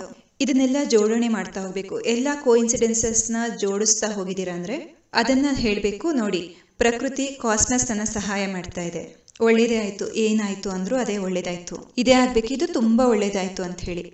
ಈಗ ಲಾ ಆಫ್ ಅಟ್ರಾಕ್ಷನ್ ಬಗ್ಗೆ ವಿಚಾರ ಮಾಡೋಣ. ಲಾ ಆಫ್ ಅಟ್ರಾಕ್ಷನ್ ಏನ್ ಹೇಳುತ್ತೆ, ಇದನ್ನೇ ಹೇಳುತ್ತೆ. ಲಾ ಆಫ್ ಅಟ್ರಾಕ್ಷನ್ ಅಂತೂ 3 ರೂಲ್ಸ್ ಇದೆ. ಮೊದಲನೇ ರೂಲ್ಸ್ ಆಗಿದೆ ಲೈಕ್ ಅಟ್ರಾಕ್ಟ್ಸ್ ಲೈಕ್. ಇವತ್ತಿನ ಮುರಳಿ ಬಾಬಾ ಹೇಳೋರು, ಹೇಗೆ ತಂದೆ ಹಾಗೆ ಮಕ್ಕಳು ಅಂತ. ನೀವೇನ್ ಸಂಕಲ್ಪ ಮಾಡ್ತೀರಾ ಅದೇ ಬರುತ್ತೆ. ನನಗೆ ನೆನಪಿದೆ, ಒಬ್ಬ ಪೇಷಂಟ್ ನಮ್ಮ ಹತ್ರ ಬರ್ತಾ ಇದ್ರು. ಅವ್ರ ಮಗನ್ಗೆ ಡಯಾಲಿಸಿಸ್ ನಡೀತಿತ್ತು. ಅವ್ರ ಮಗಳು ಇನ್ನೊಂದು ವಾರ್ಡಲ್ಲಿ ಭರ್ತಿಯಾಗಿದ್ರು. ಅವ್ರು ಬಂದು ಹೇಳೋರು, ಏನ್ ಡಾಕ್ಟರ್, ನಾನ್ ನೋಡಿದ್ರೆ ಇಷ್ಟು ಕಾಯಿಲೆ ಬಿದ್ದಿದ್ದೀನಿ, ಇಷ್ಟು ಬಡವ ಇದ್ದೀನಿ. ಅವ್ರು ಯಾವಾಗ್ಲೂ ಅಳೋದನ್ನೇ ಮಾಡ್ತಾ ಇದ್ರು. ಯಾವಾಗ್ಲೇ ಬಂದ್ರು ಅವ್ರ ನೋವು, ಬಡತನ ಅಥವಾ ನೋವಿನ ಲಿಸ್ಟ್ ಇರ್ತಿತ್ತು, ಒಂದ್ ರಾಶಿ. ಇವತ್ತಿದಾಗ್ಬಿಡ್ತು, ನನ್ನ ಪತ್ನಿಗೆ ಹಾಗಾಯ್ತು, ನನ್ನ ಮಕ್ಳಿಗೆ ಹೀಗಾಯ್ತು, ನಮ್ಮ ಮಗನಿಗೆ ಡಿಸ್ಚಾರ್ಜ್ ಮಾಡಿದ್ವಿ, ಎಲ್ಲ ಮುಗೀತು ಅನ್ಕೊಂಡ್ವಿ, ಈಗೇನಾಯ್ತು ಅಂತ ಕೇಳಿದ್ರೆ ಅವನಿಗೆ ಆಕ್ಸಿಡೆಂಟ್ ಆಗ್ಬಿಟ್ಟಿದೆ ಈಗ ಅಂತ. ಪ್ರತಿ ಬಾರಿ ಅವ್ರ ಹತ್ರ ಬಹಳ ದೊಡ್ಡ ದುಃಖದ ಲಿಸ್ಟ್ ಇರ್ತಿತ್ತು. ಅವ್ರೆಷ್ಟು ದುಃಖಿಯಾಗಿದ್ರು ಅಂದ್ರೆ ಅವ್ರ ಮನಸ್ಸಿಂದ ನಿರಂತರವಾಗಿ ದುಃಖದ ವೈಬ್ರೇಷನ್ಸೇ ಬರ್ತಿತ್ತು. ಅದನ್ನ ನೆನಪು ಮಾಡ್ಕೊಂಡು ಮತ್ತೆ ದುಃಖಿ ಆಗ್ತಾ ಇದ್ರು ಅವರು. ಈ ಜಗತ್ತಿನ ಪ್ರತಿಯೊಂದು ವಸ್ತು ಅವರನ್ನ ದುಃಖಿಯನ್ನಾಗಿ ಮಾಡ್ತಿತ್ತು. ಚಿಕ್ಕ ಚಿಕ್ಕ ವಸ್ತು ಸಹ ಅವರಿಗೆ ದುಃಖ ಮಾಡ್ತಿತ್ತು. ಅವರು ಹಾಸ್ಪಿಟಲ್ಗೆ ಬರ್ತಿದ್ರು, ನಾವು ಸಿಗ್ತಿರ್ಲಿಲ್ಲ, ರೌಂಡ್ಸಿಗೆ ಹೋಗಿರ್ತಿದ್ವಿ, ಅದು ಅವರಿಗೆ ದುಃಖ ಅನ್ನಿಸ್ತಿತ್ತು. ಈ ಜಗತ್ತಲ್ಲಿ ಅಂತ ಯಾವುದೋ ವಸ್ತುನೇ ಇರ್ತಿರ್ಲಿಲ್ಲ, ಅವ್ರನ್ನ ದುಃಖಿ ಮಾಡದಿರುವಂತ ವಸ್ತು ಈ ಜಗತ್ತಲ್ಲಿ ಯಾವುದೂ ಇಲ್ವೇ ಇಲ್ಲ ಅನ್ನೋ ಹಾಗಿರ್ತಿದ್ರು. ಪ್ರತಿಯೊಬ್ಬ ವ್ಯಕ್ತಿ ಅವ್ರಿಗೆ ದುಃಖ ಕೊಡುವವರೇ ಕಾಣಿಸ್ತಾ ಇದ್ರು. ಇವ್ರ ಕಾರಣದಿಂದನೇ ಹೀಗೆಲ್ಲ ಆಗಿತ್ತು, ಇದು ಇವ್ರ ಕಾರಣದಿಂದ ಘಟಿಸಿತು. ಪ್ರತಿಯೊಬ್ರು ದೋಷಿಗಳು ಅವ್ರ ಜೀವನದಲ್ಲಿ. ಇದು ಬೇರೇನೂ ಅಲ್ಲ, ಲಾ ಆಫ್ ಅಟ್ರಾಕ್ಷನ್ ಕೆಲಸ ಮಾಡ್ತಾ ಇತ್ತು. ಆದರೆ ಇನ್ನೂ ಅನೇಕ ಪೇಷಂಟ್ಸ್ನ ನಾವು ನೋಡಿದ್ದೀವಿ. ಅವ್ರು ಎಷ್ಟು ಪಾಸಿಟಿವ್ ಆಗಿರೋರು ಅಂದರೆ ಅವ್ರು ಹೇಳ್ತಾರೆ ನಮಗೇನಾಗಿಲ್ಲ, ನಾವು ಸರಿಯಾಗಿ ಬಿಡ್ತೇವೆ ಅಂತ ಹೇಳಿಬಿಟ್ಟು. ನನಗೇನೂ ಆಗಿಲ್ಲ. ಅವ್ರು ಹೇಳೋರು ಅಯ್ಯೋ ಭಾಳ ಒಳ್ಳೇದಾಯಿತು, ಏನಿದೆ ಆಯ್ತಲ್ವಾ, ಇದು ಭಾಳ ಒಳ್ಳೇದೇ ಆಯಿತು, ಏನೋ ದೊಡ್ಡದಲ್ಲಾಗ್ತಿತ್ತು ಚಿಕ್ಕದ್ರಲ್ಲೇ ಆಯಿತು, ಒಳ್ಳೇದಾಯಿತು, ಎಲ್ಲದರಲ್ಲೂ ಒಳ್ಳೇದೇ ಕಾಣಿಸ್ತಿರುತ್ತೆ ಅಂಥವ್ರಿಗೆ. ಅದು ಸಹ ಲಾ ಆಫ್ ಅಟ್ರಾಕ್ಷನ್ ಆಗಿದೆ. ಲಾ ಆಫ್ ಅಟ್ರಾಕ್ಷನ್ನ ಮೊದಲನೇ ರೂಲ್ ಆಗಿದೆ ಲೈಕ್ ಅಟ್ರಾಕ್ಟ್ಸ್ ಲೈಕ್. ಎರಡನೇದಾಗಿದೆ ನೇಚರ್ ಅಬೋಸ್ ವ್ಯಾಕ್ಯೂಮ್. ಈ ಪ್ರಕೃತಿಗೆ ಎಂಟಿತನ ಅಥವಾ ಖಾಲಿತನದೊಂದಿಗೆ ತಿರಸ್ಕಾರ ಇದೆ. ಅದು ಒಂದಲ್ಲ ಒಂದನ್ನು ತುಂಬಿಸ್ಬಿಡುತ್ತೆ ಆ ಖಾಲಿ ಜಾಗದಲ್ಲಿ. ಈಗ ನೋಡಿ, ಒಂದು ಟೇಬಲ್ನಲ್ಲಿ ಎಷ್ಟೊಂದೆಲ್ಲ ವಸ್ತುಗಳನ್ನು ಇಟ್ಟಿರಲಾಗುತ್ತೆ. ಅದು ನೋಡಿದ್ರೆ ಏನು ಕೆಲಸ ಮಾಡ್ಲಿಕ್ಕೆ ಇಷ್ಟನೇ ಆಗೋದಿಲ್ಲ. ಆ ಎಲ್ಲ ಕಸವನ್ನ ತೆಗೆದಾಕ್ಬಿಡ್ಬೇಕು, ಆಗ ಹೊಸದೇನಾದ್ರೂ ಇಡ್ಲಿಕ್ಕೆ ಸಾಧ್ಯ ಆಗುತ್ತೆ. ತಮ್ಮ ಮನಸ್ಸಲ್ಲಿ ಇಷ್ಟು ಕಸವನ್ನ ತುಂಬಿಟ್ಕೊಂಡಿರ್ತೇವೆ, ಅದನ್ನ ತೆಗೆದು ಹಾಕ್ತಾ ಇದ್ರೆ ಹೇಗೆ ಹೊಸ ಐಡಿಯಾಸ್ ಬರುತ್ತೆ? ಜನ ಕೇಳ್ತಾರೆ ನಮ್ಗೇನು ಅರ್ಥನೇ ಆಗಲ್ಲ, ಏನು ಹೊಸ ಪ್ರಯೋಗ ಮಾಡಬೇಕು ಅಂತ. ಪ್ರತಿನಿತ್ಯ ಅದೇ ಪ್ರಯೋಗ ಮಾಡ್ತಾ ಇರ್ತೀವಿ. 10 ವರ್ಷದ ಹಿಂದೆ ಕೇಳಿರುವಂತ ಕಾಮೆಂಟೀಸ್ನ ಪ್ರಯೋಗ ಮಾಡ್ತಿರೋದು. ನಾನು ಆತ್ಮ, ನಾನು ಶಾಂತ ಸ್ವರೂಪ, ನಾನು ಶಾಂತಿಯ ಸಾಗರ, ಶುಭ ಬರೋರ ಸಂತಾನ, ಇದೇ ಕಾಮೆಂಟ್ರೀಸ್. ಅದ್ಯಾವತ್ತೋ ಕೇಳಿದ್ದು, ಇವತ್ತಿನ ತನಕ ಅದೇ ಚಾಲು ಇದೆ. ಎರಡನೇ ಟೂಲ್ ಆಗಿದೆ ಕಸವನ್ನ ತೆಗೆದುಹಾಕಿ ಹೊಸದನ್ನ ಬರ್ಲಿಕ್ಕೆ ಅವಕಾಶ ಮಾಡಿಕೊಡಿ. ಇನ್ ಮೂರನೇ ರೂಲ್ ಆಗಿದೆ ಪ್ರೆಸೆಂಟ್ ಟೆನ್ಸ್. ಈಗ ಪ್ರೆಸೆಂಟ್ ಏನಿದೆಲ್ಲ ಇದೇ ಪರ್ಫೆಕ್ಟ್ ಇದೆ. ಯಾವುದೇ ಫ್ಯೂಚರ್ನ ವಸ್ತುವನ್ನ ವಿಚಾರ ಮಾಡಬೇಡಿ. ಯಾವುದೇ ಪಾಸ್ಟ್ ಆಗಿರ್ಬೋದು. ಅವತ್ತು ಹೇಳ್ತೀರ ಅಯ್ಯೋ ಅವತ್ತೆಷ್ಟು ಒಳ್ಳೆ ದಿನ ಆಗಿತ್ತು, ಇವತ್ತು ನಾವು ಜ್ಞಾನಕ್ಕೆ ಬಂದ್ವಲ್ಲ ಅವತ್ತು ತುಂಬ ಒಳ್ಳೇದಿತ್ತು, ಆವತ್ತು ನೀನು ಇವತ್ತಿನ ಪುರುಷಾರ್ಥ ಮಾಡ್ತಿದ್ಯಲ್ಲ ನಾವು ಹಂಗೆ ಮಾಡ್ತಿದ್ವಿ ಪುರುಷಾರ್ಥನ. ಆಯಿತು, ಇವತ್ತೇನಾಯಿತು, ಈಗ ಯಾಕೆ ಮಾಡ್ತಿಲ್ಲ? ಪ್ರೆಸೆಂಟನ್ನು ಪರ್ಫೆಕ್ಟ್ ಮಾಡಿ. ಇದೇ 3 ರೂಲ್ಸ್ ಆಗಿದೆ ಆಕರ್ಷಣೆದು, ಲಾ ಆಫ್ ಅಟ್ರಾಕ್ಷನ್ದು. ಇದ್ರದ್ದು ಬಹಳಷ್ಟು ಲಿಟ್ರೇಚರ್ಸ್ ಇದೆ. ಸೀಕ್ರೆಟ್ ಎಂಬ ಹೆಸರಿನ ಪುಸ್ತಕ ಇದೆ. ಅದರಲ್ಲಿ ಬಹಳಷ್ಟೆಲ್ಲ ಬರೆಯಲಾಗಿದೆ. Napoleon Hill, Norman Wilson Page, ಇಷ್ಟೊಂದೆಲ್ಲ ಆತರಿಸಿದ್ದಾರೆ. 18th ಸೆಂಚುರಿನಲ್ಲಿ ಇದೆಲ್ಲ ಪ್ರಾರಂಭ ಆಗಿತ್ತು. ಒಬ್ಬ ವ್ಯಕ್ತಿ ಇದ್ರು, ಅವ್ರಿಗೆ TB ಆಗ್ಬಿಟ್ಟಿತ್ತು. 19ನೇ ಸೆಂಚುರಿಯ ಪ್ರಾರಂಭದಲ್ಲಿ ಡಾಕ್ಟರ್ ಹೇಳ್ಬಿಟ್ಟಿದ್ರು ಇವ್ರಿನ್ ಬದುಕಲ್ಲ ಅಂತ. ಅವರು ಹಾರ್ಸ್ ರೇಸಿಂಗ್ ಮಾಡಕ್ಕೆ ಶುರು ಮಾಡಿದ್ರು, ಅಂದ್ರೆ ಕುದುರೆ ಸವಾರಿ ಮಾಡ್ಲಿಕ್ಕೆ ಶುರು ಮಾಡಿದ್ರು. ಅವ್ರಿಗೆ ಒಳಗೆ ಒಂದು ಹೊಸ ಎನರ್ಜಿ ಬಂದ್ಬಿಡ್ತು. ಅವ್ರು ಅನ್ಕೊಂಡ್ರು ಈ ಶರೀರಕ್ಕಿಂತ ಶಕ್ತಿಶಾಲಿ ಮನಸ್ಸಾಗಿದೆ. ಮತ್ತೊಬ್ರು ಲೇಖಕರು ಬಂದ್ರು, ಅವರು ಸಹ ಫಸ್ಟ್ ಟೈಮ್ ಇದನ್ನ ಅಪ್ಲೈ ಮಾಡಿದ್ರು. ಅದರ ನಂತರ ಸ್ವಾಮಿ ವಿವೇಕಾನಂದ ವಿದೇಶಕ್ಕೆ ಹೋದ್ರು. ಅವರು ಹಿಂದೂ ಫಿಲಾಸಫಿನ ಅಲ್ಲಿ ತೋರಿಸ್ಕೊಟ್ರು. ಅಟ್ಕನ್ಸನ್ ಅಂತ ಒಬ್ಬ ವ್ಯಕ್ತಿ ಇದ್ರು, ಅವ್ರು ಇದ್ರ ಮೇಲೆ ತುಂಬಾ ಪ್ರಭಾವಿತ ಆಗ್ಬಿಟ್ರು. ಅವ್ರು ಇದನ್ನ ಪ್ರಯೋಗ ಮಾಡ್ಲಿಕ್ಕೆ ಶುರು ಮಾಡಿದ್ರು. ಅವರು ವಿವೇಕಾನಂದದಿಂದ ಪ್ರೇರಣೆಯನ್ನು ತಗೊಂಡ್ರು. ಅಲ್ಲಿಂದ ಲಾ ಆಫ್ ಅಟ್ರಾಕ್ಷನ್ ಪ್ರಾರಂಭ ಆಯಿತು. ಅದ ನಂತರ ನೆಪೋಲಿಯನ್ ಹಿಲ್ ಬಂದ್ರು, ನಿರ್ನಾರ್ಮಲ್ ವಿಲ್ಸನ್ ಟೀಲ್ ಬಂದ್ರು. ಇವರೆಲ್ಲ ಬಹಳಷ್ಟು ಪುಸ್ತಕಗಳನ್ನ ಬರೆದ್ರು. 2006ರಲ್ಲಿ ಈ ಪುಸ್ತಕ ಬಿಡುಗಡೆ ಆಯಿತು. ಆಗ ಬಹಳಷ್ಟು ಅಂದ್ರೆ ಪ್ರಸಿದ್ಧಿ ಆಗ್ಬಿಡ್ತು. ಇದೊಂದು ರಹಸ್ಯ ಆಗಿದೆ, ಯಾರಿಗೂ ಗೊತ್ತೇ ಇಲ್ಲ. ಆದ್ರೆ ಈ ರಹಸ್ಯಗಳೆಲ್ಲ ನಮ್ಮ ವೇದ ಶಾಸ್ತ್ರ ಮತ್ತು ಮುರುಳಿಗಳಲ್ಲಿ ಬಹಳ ಮುಂಚೆನೆ ಬಂದ್ಬಿಟ್ಟಿದೆ. ಅವ್ರು ಹೇಳಿದ್ರು ಈ ರಹಸ್ಯ ಏನಂದ್ರೆ ನೀವೇನ್ ವಿಚಾರ ಮಾಡ್ತೀರಾ ಆ ರೀತಿ ನೀವು ಆಗ್ಬಿಡ್ತೀರಾ. ಆದ್ರೆ ಪೂರ್ಣ ಸಮಗ್ರತೆಯೊಂದಿಗೆ ವಿಚಾರ ಮಾಡಬೇಕು. ಲಾಸ್ಟ್ ನಿಯಮವಾಗಿದೆ ವರ್ತಮಾನವೇ ಶ್ರೇಷ್ಠ. ನಿನ್ನ ಕೈಲಿ ವರ್ತಮಾನ ಮಾತ್ರ ಇದೆ. ನೀವೇನ್ ಅಂದ್ಕೊಳ್ತೀರಾ ಅದನ್ನ ಮಾಡ್ಲಿಕ್ಕೆ ಸಾಧ್ಯ ಇದೆ. ಇದನ್ನ ನೀವು ನಿಮ್ಮ ಕರಿಯರ್ನಲ್ಲಿ ತೊಡಗಿಸಿ, ನಿಮ್ಮ ರಿಲೇಷನ್ಸ್ನಲ್ಲಿ, ಆಧ್ಯಾತ್ಮಿಕತೆಯಲ್ಲಿ ಯಾವ ಫೀಲ್ಡಲ್ಲಿ ನೀವು ಇದನ್ನ ತೊಡಗಿಸ್ಲಿಕ್ಕೆ ಪ್ರಯತ್ನಿಸ್ತೀರಾ ಆ ಫೀಲ್ಡಲ್ಲಿ ನೀವು ಈ ವರ್ತಮಾನವನ್ನು ತೊಡಗಿಸಬಹುದು. ಈಗ ವಿಚಾರ ಮಾಡ್ತೀರಾ ನಾನು ಮಹಾನ್ ಆತ್ಮ ಆಗಿದ್ದೀನಿ ಅಂತ. ಇದೇನು? ಇದು ಲಾ ಆಫ್ ಅಟ್ರಾಕ್ಷನ್ ಆಗಿದೆ. ಎಲ್ಲವೂ ಲಾ ಆಫ್ ಅಟ್ರಾಕ್ಷನ್ ಆಗಿದೆ. ಲಾಸ್ಟ್ ಅಲ್ಲಿ ಒಂದು ಕಥೆಯನ್ನ ಹೇಳಿ ಮುಗಿಸ್ತೇನೆ. ಲಾ ಆಫ್ ಅಟ್ರಾಕ್ಷನ್ ಅದು ಒಬ್ರು ಜೈನ್ ಯೋಗಿ ಇದ್ರು, ತಪಸ್ವಿ ಅಥವಾ ಗುರು ಇದ್ರು. ಅವರು ಕಾಡಿಂದ ಹಾದು ಹೋಗ್ತಾ ಇದ್ರು. ಅವ್ರು ನೋಡಿದ್ರು ಅವ್ರ ಹಿಂದೆ ಹುಲಿ ಬೆನ್ನತ್ಕೊಂಡ್ಬಿಟ್ಟಿತ್ತು. ಆ ಹುಲಿ ಬೆನ್ನತ್ತಿದ್ನ ನೋಡಿ ಅವರು ಓಡ್ಲಿಕ್ಕೆ ಶುರು ಮಾಡಿದ್ರು. ಅವರು ನೋಡಿದ್ರು ಆ ಹುಲಿ ಎಂಜಾಯ್ ಮಾಡ್ತಾ ಇದೆ, ನಾನು ಸಹ ಎಂಜಾಯ್ ಮಾಡ್ತೀನಿ ಓಡ್ತಾನೆ ಅಂತ ಓಡ್ತಾ ಎಂಜಾಯ್ ಮಾಡ್ಲಿಕ್ಕೆ ಶುರು ಮಾಡಿದ್ರು. ನಾನು ಯಾಕೆ ದುಃಖಿಯಾಗಿ ಓಡಬೇಕು ಅಂತ ಹೇಳಿ ಅವರು ಹೀಗೆ ಹಾಗೆ ಅಡ್ಡಗುಡ್ಡವಾಗಿ ಎಂಜಾಯ್ ಮಾಡ್ತಾ ಓಡ್ಲಿಕ್ಕೆ ಶುರು ಮಾಡಿದ್ರು. ಆ ಹುಲಿ ಅವ್ರನ್ನ ಬೆನ್ನತ್ತಿ ಹೋಗ್ತಾ ಇದೆ. ಆದರೆ ಇವರು ಸಹ ಡ್ಯಾನ್ಸ್ ಮಾಡ್ತಾ ಕುಣ್ಕೊಳ್ತಾ ಓಡ್ಲಿಕ್ಕೆ ಶುರು ಮಾಡಿದ್ರು. ಹೇಗೆ ಜೂಟಾಟ ಆಡ್ತಾರಲ್ಲ ಹಾಗೆ ಆ ಹುಲಿ ಹಿಂದೆ ಇವ್ರ ಮುಂದೆ, ಆ ಹುಲಿ ಹಿಂದೆ ಇವ್ರ ಮುಂದೆ ಓಡ್ತಾನೆ ಇದ್ರು. ಅಂದ್ರೆ ಅರ್ಥ ಝೇನ್ ಅಂದ್ರೆ ಅರ್ಥ ಮೈಂಡ್ಫುಲ್ನೆಸ್ ಅಂತ. ಝೇನ್ ಅಂದ್ರೆ ಅರ್ಥ ಸುಜಾಗರೂಕತೆ. ಝೇನ್ ಅಂದ್ರೆ ಅರ್ಥ ಈ ಮೂಮೆಂಟ್ ನಲ್ಲಿ ಬದುಕುವಂಥದ್ದು. ಇದೇ ಮೆಡಿಟೇಷನ್. ಅವರಿಷ್ಟು ಎಂಜಾಯ್ ಮಾಡ್ತಾ ಇದ್ದಾರೆ, ಹುಲಿ ಇಷ್ಟು ಎಂಜಾಯ್ ಮಾಡ್ತಾ ಇದೆ. ನಾನು ಯಾಕೆ ಹೆದರಲಿ, ನಾನು ಯಾಕೆ ಚಿಂತೆ ಮಾಡಲಿ, ಆ ರೀತಿ ಅನ್ಕೊಂಡು ಓಡ್ಲಿಕ್ಕೆ ಶುರು ಮಾಡಿದ್ರು. ಓಡ್ತಾ ಒಂದು ಹುಲಿ ಅಂದ್ರೆ ಒಂದು ಗುಂಡಿ ಎದುರುಗಡೆ ಬಂದ್ಬಿಡುತ್ತೆ. ಆ ಗುಂಡಿಯಲ್ಲಿ ಬಿದ್ದು ಒಂದು ರೆಂಬೆಯನ್ನು ಹಿಡ್ಕೊಳ್ತಾರೆ. ಆ ರೆಂಬೆಯನ್ನು ಹಿಡ್ಕೊಂಡು ಇನ್ನೇನು ಪೂರ್ತಿ ಗುಂಡಿಯ ತಳವನ್ನು ಮುಟ್ಟಬೇಕಿರುತ್ತೆ. ಅಷ್ಟೊತ್ತಿಗೆ ಆ ಗುಂಡಿಯ ಕೆಳಗೆ ನೋಡಿದ್ರೆ ಇನ್ನೊಂದು ಹುಲಿ ಇರುತ್ತೆ. ಮೇಲೆ ಒಂದು ಹುಲಿ ಇದೆ, ಕೆಳಗಡೆ ಇನ್ನೊಂದು ಹುಲಿ ಇದೆ. ಅವ್ರು ಅಂದ್ಕೊಳ್ತಾರೆ ಈ ಎರಡು ಹುಲಿ ಇಷ್ಟು ಎಂಜಾಯ್ ಮಾಡ್ತಾ ಇದ್ದಾರೆ, ನಾನು ಯಾಕೆ ದುಃಖಿ ಆಗಬೇಕು ಅಂತ ಹೇಳ್ಬಿಟ್ಟು ಅವರು ಆ ರೆಂಬೆನ ಹಿಡ್ಕೊಂಡೇ ಡ್ಯಾನ್ಸ್ ಮಾಡ್ಲಿಕ್ಕೆ ಶುರು ಮಾಡ್ತಾರೆ. ವಾಹ್ ವಾಹ್ ಅಂತ ಎಂಜಾಯ್ ಮಾಡ್ಲಿಕ್ಕೆ ಶುರು ಮಾಡ್ತಾರೆ. ಇದ್ರಲ್ಲಿ ಏನಂತ ಕಷ್ಟ ಇದೆ, ಅಂತಿದ್ರು ಸಾಯೋದೇ ಇದೆ. ಆ ರೀತಿ ಎಂಜಾಯ್ ಮಾಡ್ತಾ ಇದ್ದಾರೆ. ಮೇಲೊಂದು ಹುಲಿ ಕೆಳಗೊಂದು ಹುಲಿ ಇದೆ. ಆ ಮಧ್ಯದಲ್ಲಿ ಎರಡು ಇಲಿಗಳು, ಒಂದು ಬಿಳಿ ಇಲಿ ಇನ್ನೊಂದು ಕಪ್ಪು ಇಲಿ, ಅವರು ನೇತಾಡ್ತಿರುವಂತ ರೆಂಬೆಯನ್ನ ಕಟ್ ಮಾಡ್ಲಿಕ್ಕೆ ಶುರು ಮಾಡಿಬಿಟ್ಟಿರುತ್ತೆ. ಅದನ್ನ ನೋಡಿ ಅವ್ರಿಗೆ ಇನ್ನೂ ಎಂಜಾಯ್ ಮಾಡ್ಲಿಕ್ಕೆ ಶುರು ಮಾಡ್ತಾರೆ. ವಾಹ್, ಈ ಎರಡು ಹುಲಿಗಳು ಅಂತೂ ನನ್ನನ್ನು ಸಾಯಿಸ್ತಿದ್ರು ಸಹ ನಾನು ಸಾಯೋನೇ ಇದ್ದೇನೆ, ಯಾಕೆಂದ್ರೆ ದಿನ ಮತ್ತು ರಾತ್ರಿ ಎಂಬ ಎರಡು ಇಲಿಗಳು ನನ್ನ ಜೀವನದ ರೆಂಬೆಯನ್ನು ಕತ್ತರಿಸ್ತಾನೆ ಇದೆ. ಜೀವನ ಒಂದು ರೆಂಬೆ ಇದ್ದ ಹಾಗೆ ಕಪ್ಪು ಮತ್ತು ಬಿಳಿಯಾಗಿರುವಂತಹ ದಿನ ಮತ್ತು ರಾತ್ರಿ ಎಂಬ ಇಲಿಗಳು ನನ್ನ ಜೀವನವನ್ನ ಕಟ್ ಮಾಡ್ತಾನೆ ಇದೆ. ಅಲ್ಲಿದ್ರೂ ಸಾಯೋನೇ ಇದೀನಿ ಅಂದ್ರೆ ಚಿಂತೆಯ ಮಾತೇನಿದೆ. ಇನ್ನಷ್ಟು ನಾಟ್ಯ ಮಾಡ್ತಾ ಖುಷಿ ಆಗ್ತಾ ಇರ್ತಾರೆ. ಆಮೇಲೆ ನೋಡ್ತಾರೆ ಪಕ್ಕದಲ್ಲಿ ಸ್ಟ್ರಾಬೆರೀಸ್ ಇರುತ್ತೆ, ಅದು ಅಲ್ಲಿ ನೆತ್ತಾಡ್ತಾ ಇರುತ್ತೆ. ಅವ್ರು ಅಂದ್ಕೊಳ್ತಾರೆ ಸಾಯೋದೇ ನಿಜ, ಆದರೆ ಯಾಕೆ ತಿಂದು ಸಾಯಬಾರ್ದು ಅಂತ ಹೇಳಿ ಅದನ್ನ ತಿನ್ಲಿಕ್ಕೆ ಪ್ರಾರಂಭಿಸ್ತಾರೆ. ಎಂಜಾಯ್ ಮಾಡ್ತಾರೆ. ವಾ, ಎಷ್ಟು ಟೇಸ್ಟಿಯಾಗಿದೆ. ಮೇಲೊಂದು ಹುಲಿ ಕೆಳಗೊಂದು ಹುಲಿ.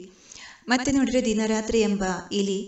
ಆದರೆ ಇವ್ರು ಮಾತ್ರ ಸ್ಟ್ರಾಬೆರಿನ ಎಂಜಾಯ್ ಮಾಡ್ತಿರ್ತಾರೆ. ಅವ್ರು ಅದನ್ನು ತಿಂತ ಎಂಜಾಯ್ ಮಾಡ್ತಾ ಆ ಕಥೆನಲ್ಲಿ ಈ ರೀತಿ ತೋರಿಸಿದ್ದಾರೆ ಅಂತಂದರೆ, ಅವರು ಮೇಲಿರುವಂಥ ಹುಲಿ ಬಾಯಿಗೂ ಸೇರೋದಿಲ್ಲ, ಕೆಳಗಿರುವಂಥ ಹುಲಿ ಬಾಯಿಗೂ ಸೇರೋದಿಲ್ಲ. ಕಚ್ತಿರುವಂಥ ಎರಡು ಇಲಿಯ ಒಂದು ರೆಂಬೆ ಏನು ಕಟ್ ಮಾಡ್ತಿದೆ ಅದರ ಒಂದು ಆಪತ್ತಿಗೂ ಸಹ ಅವರು ವಶರಾಗೋಲ್ಲ. ಅವರು ಅಲ್ಲೇ ನಿಂತ್ಕೊಂಡಲ್ಲೇ ಸಮಾಧಿಯನ್ನು ಪಡ್ಕೊಳ್ತಾರೆ ಅಥವಾ ವಿಧಿವಶರಾಗ್ತಾರೆ ಅಂತ ಹೇಳಿ ತೋರಿಸ್ತಾರೆ. ಅಲ್ಲಿ ಕನಸಲ್ಲ ಅದು. ಅವ್ರು ಹೇಳ್ತಾರೆ ಅವರು ಅಟೈನ್ಸ್ ಎನ್ಲೈಟನ್ಮೆಂಟ್ ಅಂತ ಹೇಳ್ಬಿಟ್ಟು. ಈ ಕಥೆಯ ಶೀರ್ಷಿಕೆ ಇಷ್ಟೇ ಆಗಿದೆ. ಈ ಕ್ಷಣ, ಈ ಸಮಯ ಏನಿದೆ ಇದರೊಂದಿಗೆ ನಾವು ಜೀವಿಸಬೇಕು. ಏನೆಲ್ಲ ಘಟಿಸಿದೆ ಅದು ಫುಲ್ ಸ್ಟಾಪ್, ಏನೆಲ್ಲ ಘಟಿಸಿದೆ ಎಲ್ಲದಕ್ಕೂ ಫುಲ್ ಸ್ಟಾಪ್. ಇದರಲ್ಲಿ ಬಹಳಷ್ಟು ಟೆಕ್ನಿಕ್ಸ್ ಇದೆ. ಯಾರಾದ್ರೂ ವ್ಯಕ್ತಿಗಳಿರ್ತಾರೆ, ಇವತ್ತೇ ನೀವು ತುಂಬಾ ಇರಿಟೇಷನ್ ಕೊಟ್ಟಿರ್ತಾರೆ. ಈಗ ವಿಚಾರ ಮಾಡಿ, ಇವ್ರು ನನಗೆ ಇರಿಟೇಟ್ ಮಾಡಿದ್ರು, ಬಹಳ ದುಃಖಿ ಮಾಡಿದ್ರು, ಯಾಕೆ ಮಾಡಿದ್ರು, ಇವರಲ್ಲಿ ಏನಂತ ಗುಣ ಇದೆ. ಈ ರೀತಿ 21 ಪಾಯಿಂಟ್ಸ್ ಇದೆ.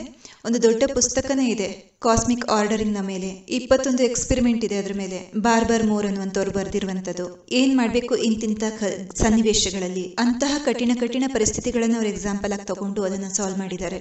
ಈಗ ಇವತ್ತೇ ಯಾರಾದ್ರೂ ನನಗೆ ದುಃಖಿ ಮಾಡಿರ್ತಾರೆ, ಅವ್ರ ಬಗ್ಗೆ ನಾನು ಏನೇನೆಲ್ಲ ವಿಚಾರ ಮಾಡಬೇಕು, ಹೇಗೆ ನನ್ನ ಮೈಂಡ್ ಸೆಟ್ ಅನ್ನ ನಾನು ಚೇಂಜ್ ಮಾಡ್ಕೋಬೇಕು. ಯಾರಾದ್ರೂ ನಮಗೆ ಬಹಳ ಇರಿಟೇಟ್ ಮಾಡ್ತಾರೆ, ಡಿಸ್ಟರ್ಬ್ ಮಾಡ್ತಾರೆ ಅಂದ್ರೆ, ಮೋಸ ಮಾಡ್ತಾರೆ, ದುಃಖ ಕೊಡ್ತಾರೆ ಅಂದ್ರೆ ಏನ್ ಮಾಡ್ಬೇಕು ನಾನು ಅದಕ್ಕಾಗಿ. ಇದರಲ್ಲಿ ಏನ್ ಕಲಿಯೋದಿದೆ ಇದೆಲ್ಲವೂ ಸಹ ಕಾಸ್ಮಿಕ್ ಆರ್ಡರಿಂಗ್ ನ ಮೆಥಡ್ ಆಗಿದೆ. ಮತ್ತು ಲಾ ಆಫ್ ಅಟ್ರಾಕ್ಷನ್, ಇದನ್ನ ಇವತ್ತು ಪ್ರಯೋಗ ಮಾಡಿ ಆರ್ಡರ್ ಮಾಡಿ ಪ್ರಕೃತಿಗೆ ಏನ್ ಬೇಕೋ ಅದನ್ನ, ಅಥವಾ ಅಟ್ರಾಕ್ಟ್ ಮಾಡಿ ನೀವೇನ್ ಯೋಚನೆ ಮಾಡ್ತೀರಾ, ಏನ್ ವಿಚಾರ ಮಾಡ್ತೀರಾ ಅದನ್ನೇ ನೀವು ಅಟ್ರಾಕ್ಟ್ ಮಾಡ್ತೀರಾ, ಅದೇ ನಿಮ್ ಹತ್ರಕ್ಕೆ ಬಂದ್ಬಿಡುತ್ತೆ. ದುಃಖಿ ಅನ್ಕೊಂಡ್ರೆ ದುಃಖ ಬರುತ್ತೆ, ಖುಷಿ ಅನ್ಕೊಂಡ್ರೆ ಖುಷಿ ಬರುತ್ತೆ. ಅಚ್ಚಾ, ಓಂ ಶಾಂತಿ.